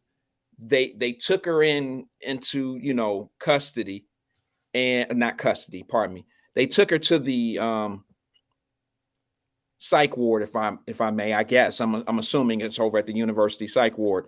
And they were holding her for the 72-hour I guess you can call it a detainment for evaluation. I guess you can call it that. Okay. And she still hasn't been released, and it's been over 72 hours. You know anything about what's going on there? I know you used to talk to Lady C on the radio and all that. You know anything about that? All I know about it. And this ain't even me knowing anything. I heard her call. I guess I believe that she was in there. It seemed authentic. I don't know if the way that she described it is the way that it happened or not. I've heard, because I've told you everything I know, which is virtually nothing. Again, hearing one side of a story don't necessarily make me know that that's true. But I've heard that she got a lawyer now, and I guess she's going to probate court or something like that. I don't know. That's what I'm telling you. I don't know what happened. But her story is, yes, she was taken for 72-hour observation, and they were trying to force her to take some medication, and that's all I know. Okay. So does anybody know if there's a history of medical medicine? I don't know. Medication? I don't know. Okay, because I kind of been listening in on it. I'm just catching the tail end. I actually was listening when somebody had texted me and said, "Hey, listen to this. Somebody's calling from an actual hospital. What's your take on this?" And people were coming to this conclusion that she was being done wrong because the hospital wouldn't say anything and talk about it. Legally they can't for so many different reasons, including HIPAA. They can't give out information if you're not, a relative or someone that she gives permission, a relative to sign off on or whatever. They can't tell any information. And I just wanted to get some information on, why do people think that she's been done wrong? And it's not, maybe they don't think that she's been done wrong. They just want to make sure she's okay. And that's fair. But I heard a whole lot of talk about how they do us and this is done and they doing us this way and they doing us that way and blah, blah, blah, blah, blah. And I did hear the conversation when she was on the radio and she was saying things like some white man came to her house and it was a white man. And then all the police that came out was white. And then all the people in the hospital was white. And all this is white and white and white. And they just doing her wrong. And, some of your normal agents jump right on that narrative and had no information. And I'm not saying that they shouldn't look out because that's what a village does is look out. But I'm hearing a whole lot of conversation about that's how they doing this and that's what's going on and blah, blah, blah, blah, blah. And here we are once again talking about a narrative without any information. And I think it's important for us to sit back and instead of, following the direction it's going in now, based on some of the conversations that I've heard, we should get a little bit more information before we start drawing these conclusions. And once again, you're hearing one side of the story and you're seeing one thing, and we're now looking at the other side, and you already got some of the agents, drawing up a lot of smoke and a lot of dust and a whole lot of shit that may not have anything to do with the real cause. And you're not helping somebody by enabling them from getting help that they really need and pushing this narrative of them being done wrong because they've been listening to the same thing for 20 years on the radio. And, I'm not saying. I understand what you're saying. But I would just say this in some of those people, because some people are like going way too far with it. I agree with you 100%. Some people take a thing and run with it. But there are people who are just saying, look, we know, some of us believe, let me say that, some of us believe that there is a history and that history sometimes can factor into the present. And so if there is a history of this woman who, there's a belief that she has been outspoken about law enforcement in Norwood and other things in Norwood, we don't put it outside of the realm of possibility that they could be doing something nefarious. And because they could be doing something nefarious, if you believe that it's a high probability, and what you base that on is all up to you, but if you believe there's a high probability that something nefarious is happening, you don't just wait until the nefarious thing has come to its conclusion. You try to step in as best as you can, ask for answers, reach out to people who may be able to find out what's going on and affect some sort of change so that this nefarious thing does not get carried to its intended end. So that's what I see some of the people doing. Like, hey, we need to be asking questions about what's going on, because if if what she's saying is true, then this is not good. And it's law enforcement's fault, in my opinion, that people are so ready to believe negative about law enforcement because they have a history of doing negative. So it's a matter of a balancing act there.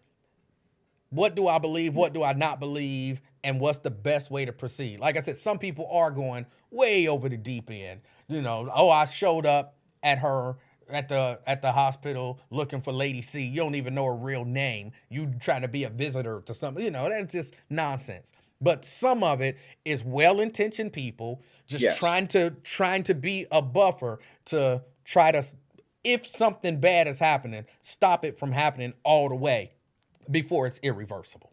Yeah, but let me just say this, E, and I'm not trying to shoot no shots at nobody, bro. I know some of your colleagues, and they're probably good-hearted people, man. But the chaos agent shit is when you do shit like this. When somebody calls in and they say, "Oh, they wouldn't even talk to you." Like I heard the host wanted to talk to one of the people on the radio. I mean, literally, while on the air, you want to talk to one of the employees at the hospital. And when they refuse to do that, you do that chaos agent shit by saying, "See, yeah, y'all know, yeah, they don't want to talk to you, 'cause you know what's going on." No, that ain't what it is, bro. They can't talk to you. Who wants to lose their job?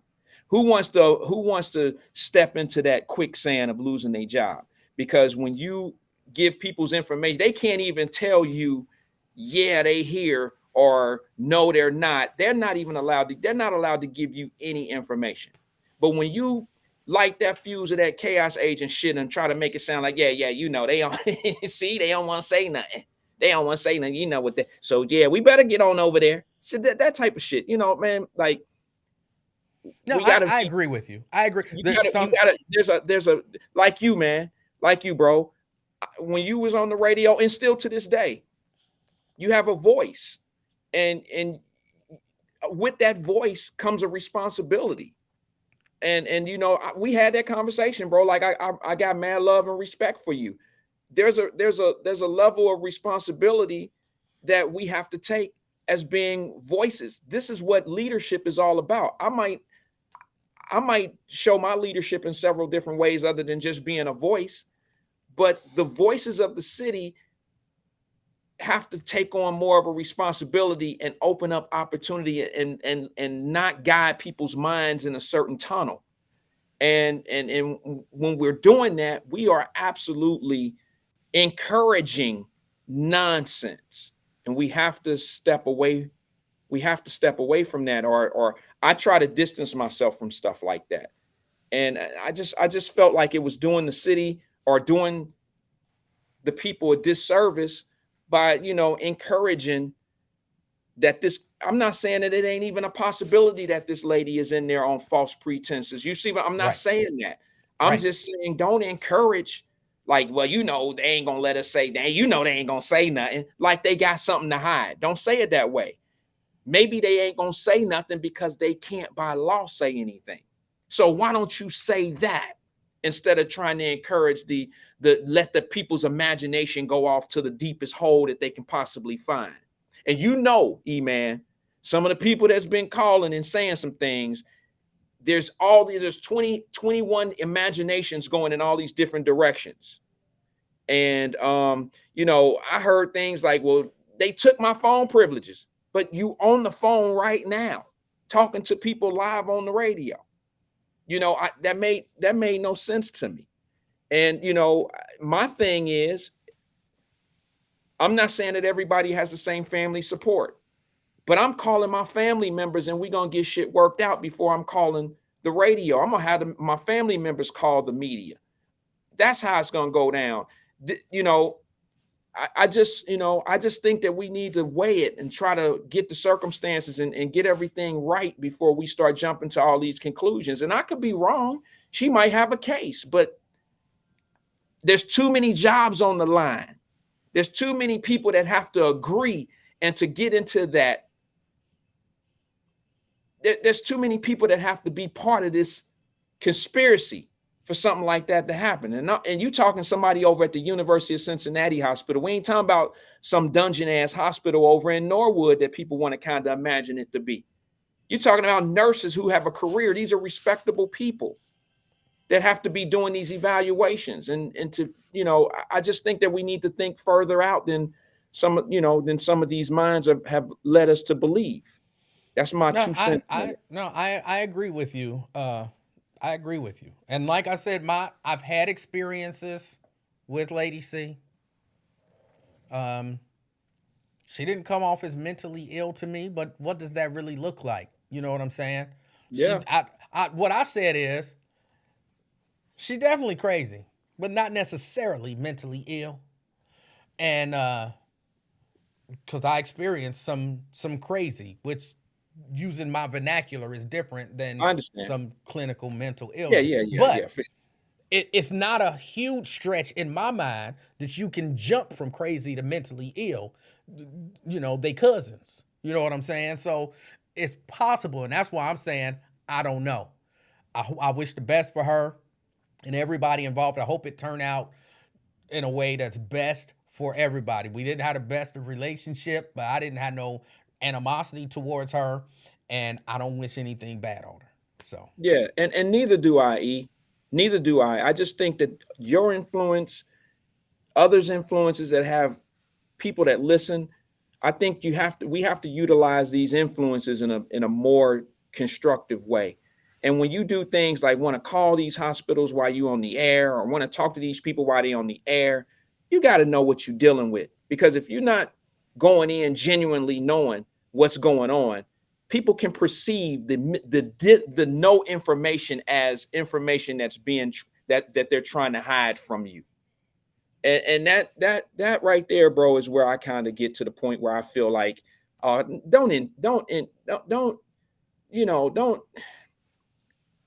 I don't know, man. Sometimes people instigate these things, and I just, you know, if you really love Lady C or really have some love for her or whatever, look out for her in a different way. Not all the things that we do for people need to be seen on cameras and on radio. A lot of the work, the best work in the world that you can do for people is the work that most people don't even hear about. And, you know, here's the thing, E. I'm tired of us exploiting one another. That's what it is. And I just felt like sometimes, you know, black folks, we can exploit each other more than white people exploit us. And I know that ain't gonna go over too well with people, but I'm tired of people exploiting us. And I wish, and I actually prayed for Lady C a couple times, like, hey, make sure this thing work out for this sister, whichever way it needs to be worked out, whether it's in a medical way or if it's a situation that she's in a position where they have abused their power. Let's make it work out for her some kind of way. But I don't, you know, it doesn't it doesn't help us at all when we have people manipulating these theories. It doesn't help at all. So that's all I wanted to say on that, man. And Anthony says, that's hard to believe with your petty ass. Look, I am petty. Sometimes I guess I can be. But I don't really wish bad on anybody. I don't really wish bad on anybody. Except the NFL players. No, I don't wish bad on them. Like, I hope that they, you know what I'm saying? I don't wish bad on people. Now, if bad come to you, you know, that's on you, possibly. But like you don't see me because I'm an honest dude. I'm not about to be running out there like Lady C, free Lady C. No, but I do hope everything works out for her good. I know, Anthony, but you joking, but some people actually feeling it, and that's why I'm saying it. Like it's like I don't wish bad on nobody. Nobody. No, I don't think you do. Genuinely, I really don't. E, I think I've only seen you to be a genuine guy, to be honest with you. I don't think you wish bad on the NFL guys. I was just joking, but no, I don't think that you wish bad on it. And I wish well for the Lady C. I hope it works out. Yeah. All I can tell you is this. If it's gone on this long, I'm going to give you an educated guess, okay? Based on some of the things I've seen in my career, her still being admitted, there's some things going on that no one really knows anything about. Because I don't, you know, I hear you say something about she's scheduled to go to probate court. Chances are there has already been some things in place, okay?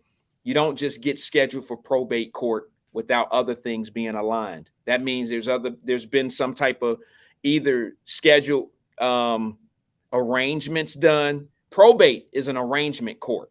You understand what I'm saying? It's an arrangement court. So either they're working on arranging something now, or they've already had something in place and they're trying to figure out why that was never put in place. There's some things in probate court that go on which you may have been like, for instance, I heard she said something like she had a gun. And you, just because we have a right as citizens to carry a gun, especially now in Ohio, everybody don't have that right. Okay, everybody don't have that right based on mental capacities and things of that nature. So Hey, I just think deep down inside, I don't want to say that anybody's crazy or anything. I don't want to say anything like that. All I'm saying is if they're going to probate court now, there's been some things in place prior to this particular incident. Wyatt, I gotta ask you this question because one of my first reactions to this situation, and I know we gotta go. That little baby probably mad as heck at me, but I was advising the people a few things from a legal standpoint, like because the story was the police came up and said, "Do you have a gun?" Mm-hmm. And she said, "I own a gun. It's in my purse, but that's not, on her person." Okay. And my suggestion to people was, don't answer questions. You have a right to not answer questions, especially if you're being investigated. And then what became a point of contention was, and this is the part that I really want you to kind of speak on and clarify for me if I'm wrong, and for the other people, because people don't believe me because I'm not an attorney and don't work in the legal field. Mm-hmm. I said, if the police, I don't remember how it got here, but if the police pull you over, for example, traffic stop, and the police order you out of the vehicle, they got a right to order you out of the vehicle, and you got to get out the vehicle. And if you don't, As the driver, yes, the driver, yes. And if you don't, they can arrest you. Now, am I on base or off base with that? well, there has to be probable cause. Probable First of all, cause for, hold yeah, on, just so I'm clear, if you are, all right, hold on, this is very important. I gotta, come here. Where are you going? You better leave. Come here. You better, hold on. Yeah, take your time, brother.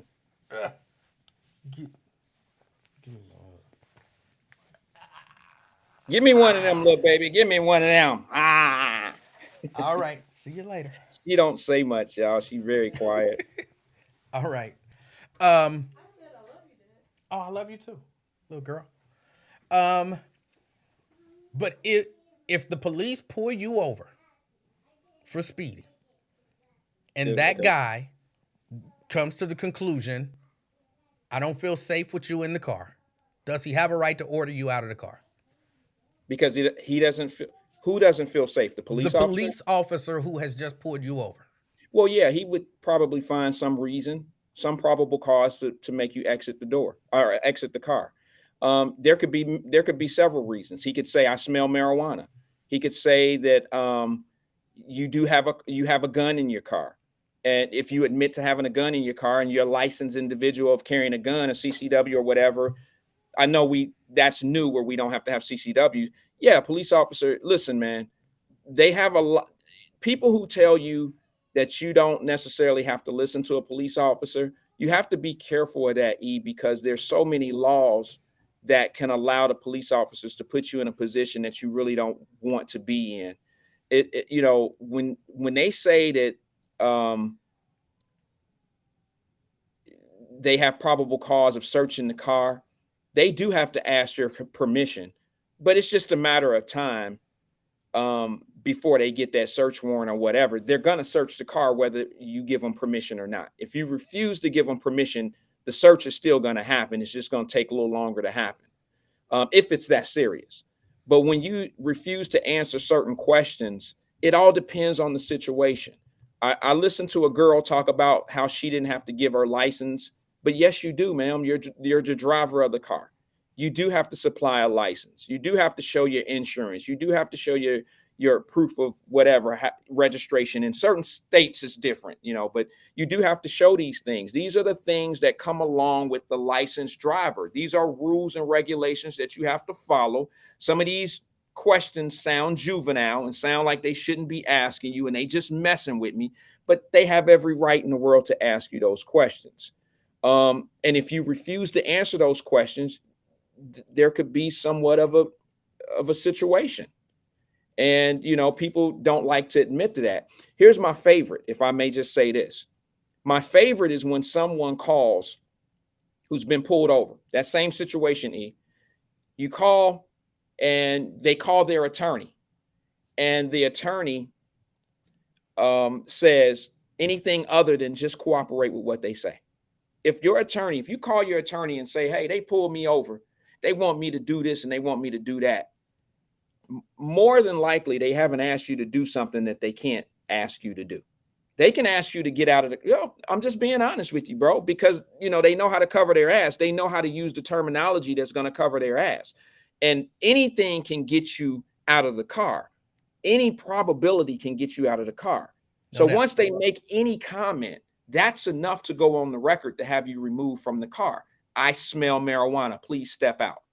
Whether they smell marijuana or not. You understand what I'm saying? So I don't know how to say this without trying to sound like just do what the hell they say, but it's just a matter of time. You're going to end up doing what they tell you to do, whether you like it or not. And I would save the aggravation. I know you don't like that. I know you don't like that. I don't agree with that. There are certain things. I'm saying there are certain things that they can compel you to do and they can order you to do. But I try to be careful about stuff because people take stuff to the extreme. Like you do have rights, right? So if they start asking me, where are you going? And I tell them, I'm not answering that question. That's a little bit different. Right, but that's what I'm saying. That's why I'm making this distinction, because people will take that to the extreme and say, well, I was listening and Wyatt said just do whatever they said do. They asked me this and he said I'm going to eventually end up telling them anyway. So that's why I'm like, I understand what you're saying, but there are people who will take things extreme. And this guy, Ben Jones, he was the guy who was saying, you don't have to get out of the car if they tell you to get out of the car. And I'm telling him that the Supreme Court has ruled that the police can take you out of the car for their safety. So he's talking about now some probable cause. They can create just saying, I don't feel safe with you in that car. I don't know where you look like you about to reach for something. If the police tell you to get out, they have a right to tell you to get out of that car. Well, sure. Period. Once probable cause is reached, it only has to be mentioned. On record, it has to be mentioned. They have to tell you what it is that they're doing and why they're doing it. Once they do that, then you kind of, you're at the mercy of where this thing is going now. You very seldom. Let me ask people this question: how often have you ever seen somebody sit back and say, I'm not doing a damn thing they tell me to do, and the shit works out and they get to just drive off at the end of it? It very seldom happens that way, especially if it gets combative. It's not going to happen that way. So my suggestion to you is this: if you haven't done anything, just cooperate. I know that sounds kind of, to a lot of us who don't really like the police, or people who have disagreements with the police or whatever, that don't sound right, but your day going to go by a lot faster and the situation to exit. I heard the lady say how the police approached her. Just that approach lets me know that there was more to the story than what she had told y'all. Just the fact that somebody who in the hell in the middle of their yard, outside in their own property, what police officer's just gonna roll up and ask if you have a gun? That doesn't even really serve. There had to have been a conversation with the police prior, where it was that other guy who probably said he gave a situation of what was going on, the confrontation that they had. And throughout that conversation, the police wanted to say, hey, now I heard her say something like, well, yeah, the police asked me if I had a gun, asked me what was in my pocket, and I told them I had candy.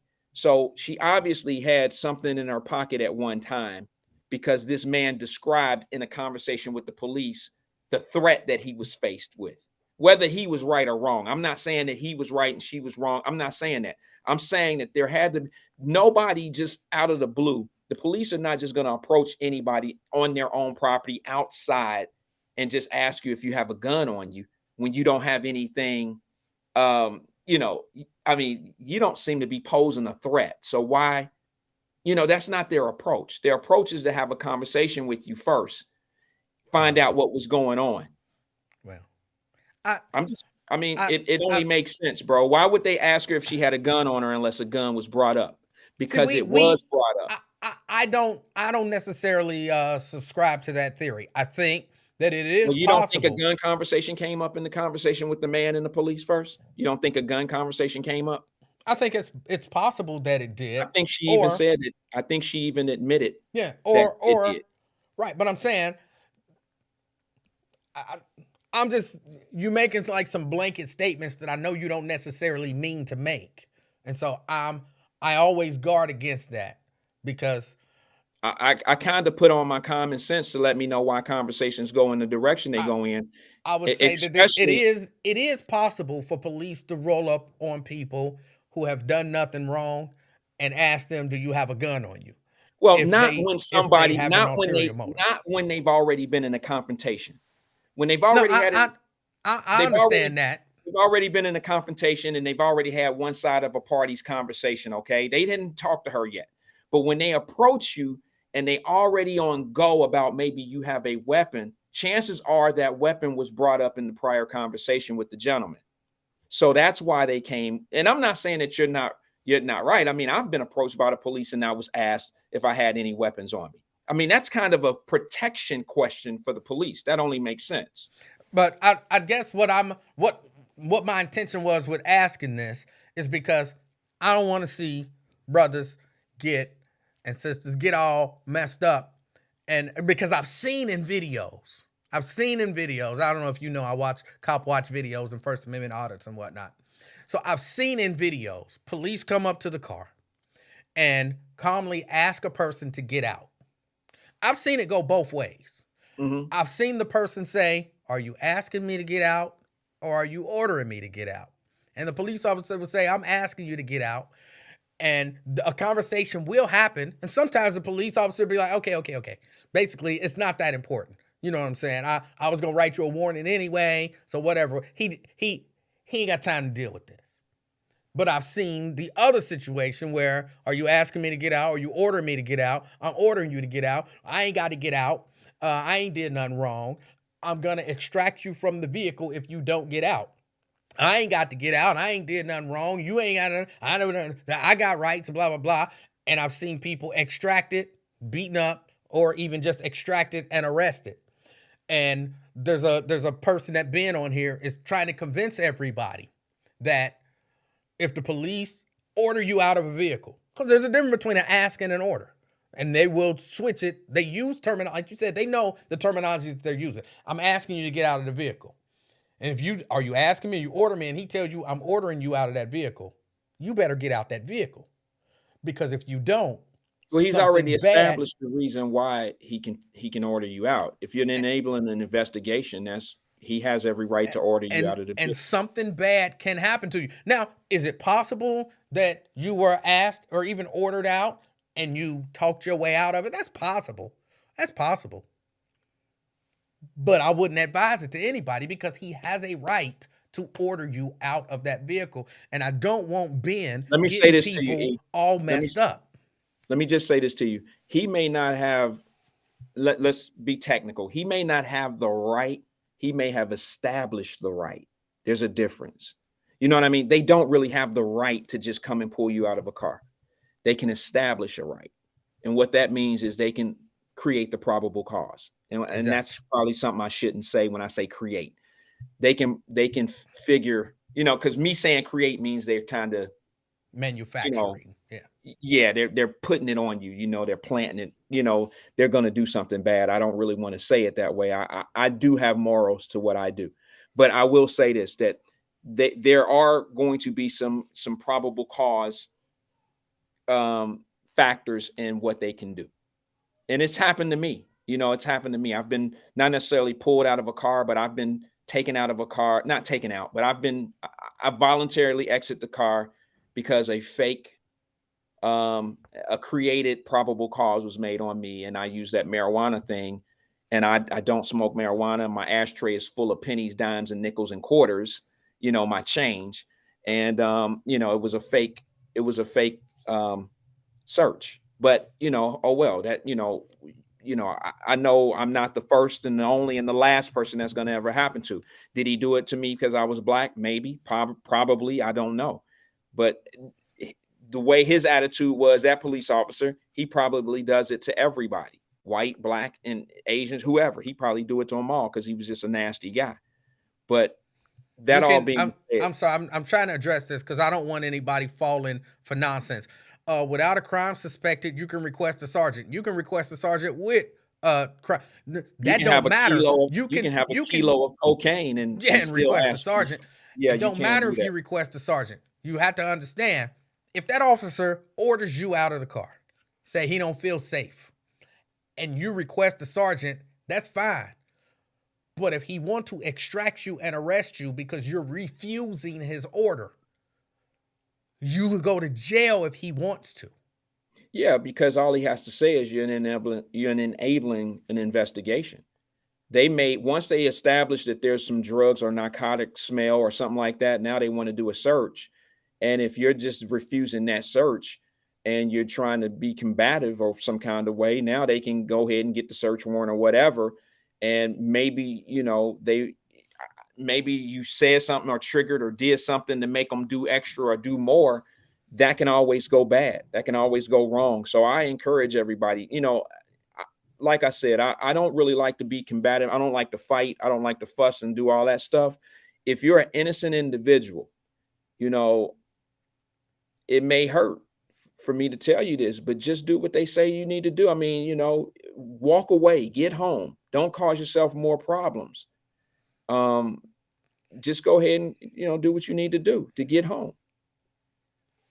And that's wonderful advice. Now, I don't necessarily subscribe to that. I know. I've been pulled over and said, no, you can't search my car. And the dude was like, why? And I was like, because you can't. And he was like, but why? And I ran your tags. I know who you are. I got your license. You don't have a record. Why won't you let me search your car? I said, if you want to search it, you know what you got to do. Get a dog out here, get a warrant, do whatever it is that you got to do, but I'm not giving you consent to search my car. You're going to have to put in some work to search it.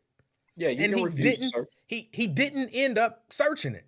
Because see, sometimes I think they do that stuff just to, you know, well, what the heck? I can ask. You know what I'm saying? I can ask if I can search your car. And if you say, yeah, I got some extra time, what the heck? I'll search the car. But, you know, so I understand what you're saying. So then they get a search warrant after you refuse. They already know probably chances are there's nothing in there. But it's a lot quicker if you agree. You know what I mean? If you agree to do the search, he can do it in 3 minutes. But guess what happens if he misses? Nothing happens. But if he calls in paperwork, turns it into a process, you know, and he misses, it's a lot more paperwork and there's a lot more reporting he has to do. There's a whole lot more work that needs to happen.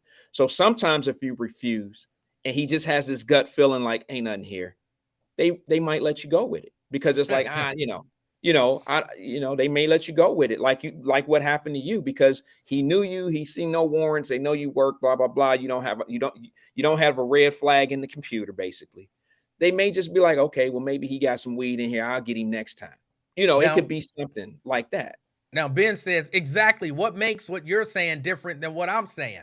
They're totally different. One is I'm asking you if I can search your car. One is asking if they can search your car. The other, if that officer orders me out of the vehicle, I'm getting out of the vehicle. Period. He's already established. I'm not fighting anything. Just like if that dog come and hit on the car, which could be fake in my opinion. But once that dog hit on that car, guess what? He can search it. I'm not going to be like, no, you can't search my car. No. They still need a warrant. But I'm not fighting him at that point. I'm not jumping in front of holding the door. I'm not doing any of that. Yeah. So they are different, Ben. They are different. See, I didn't hear the exchange that y'all had some time ago, so I can't really take a position. I don't know. I can only tell you what I know.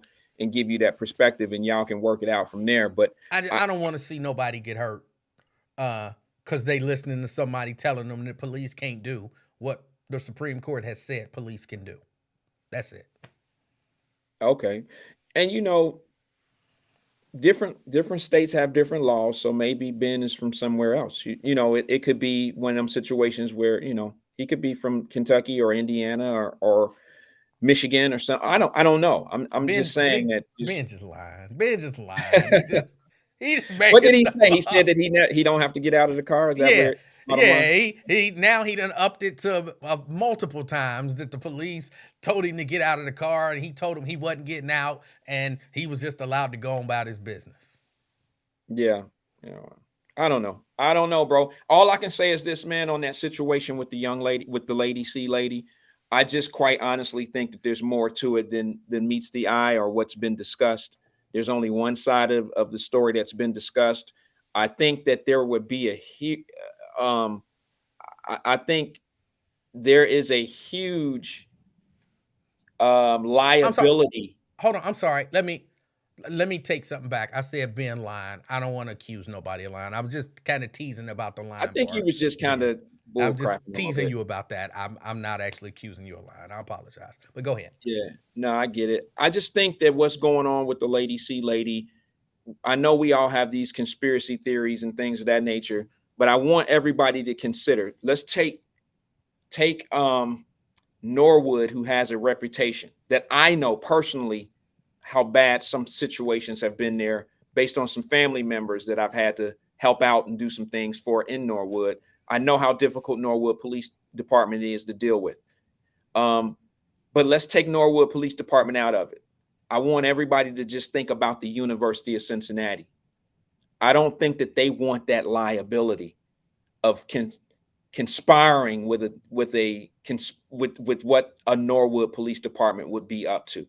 Okay, there's a bigger picture here than Norwood Police Department. You have a medical department at the University of Cincinnati that would have to be playing ball with Norwood. And I think they need to really think this out. I think the big help here is not necessarily who's doing her wrong. I think we need to know what we can do to make her right. Okay, Yes. I just think people need to think about that first. All right, why I got to get out of here. So do I, bro. Let me just address one other thing. It's just something I got to laugh at. R. Go ahead. Wash on here says E-Man gave up $100,000 a job because of his stubbornness. He hustling backwards. Get it right. Who was it? R. was it? Wash. R. Wash, get it right. It was $210,000 job. You're right. I gave up $100,000 job. And all I'm gonna- benefits of being a celebrity in the city. He ate free at every restaurant, bro. Let me tell you this. All up. I'm going to tell Lincoln Ware, The Real Terrence Howard, Raven Mundy, Tropicana, Don Juan for show, and everybody else over there at Radio 1 that I gave up $100,000 a year job, and we gonna all get And the perks, bro. You gotta tell them and the about perks. the perks. We gonna all get a good laugh out of that one. So thank you, sir. I appreciate it. Hey, man. Hey, bro. Let them think. See, that's that shit I be telling you about, bro.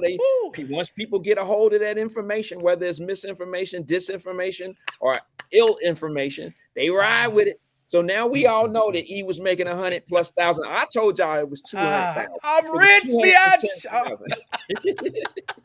I gotta go, E. I'll holler at you, man. I'll see you guys next Monday at 3 o'clock here on King and I. E, you on tomorrow at 3 or what? I believe I'm on tomorrow at 3.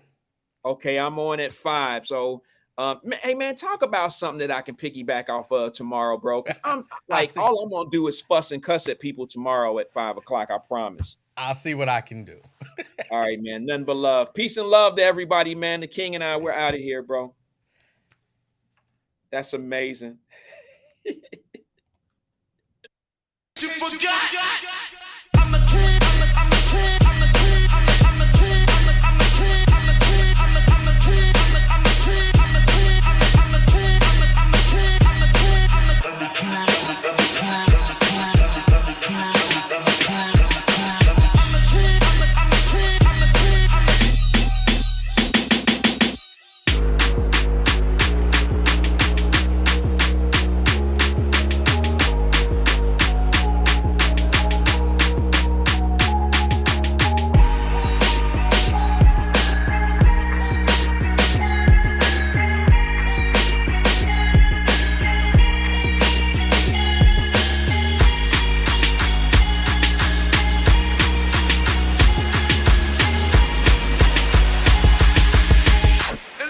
case you forgot.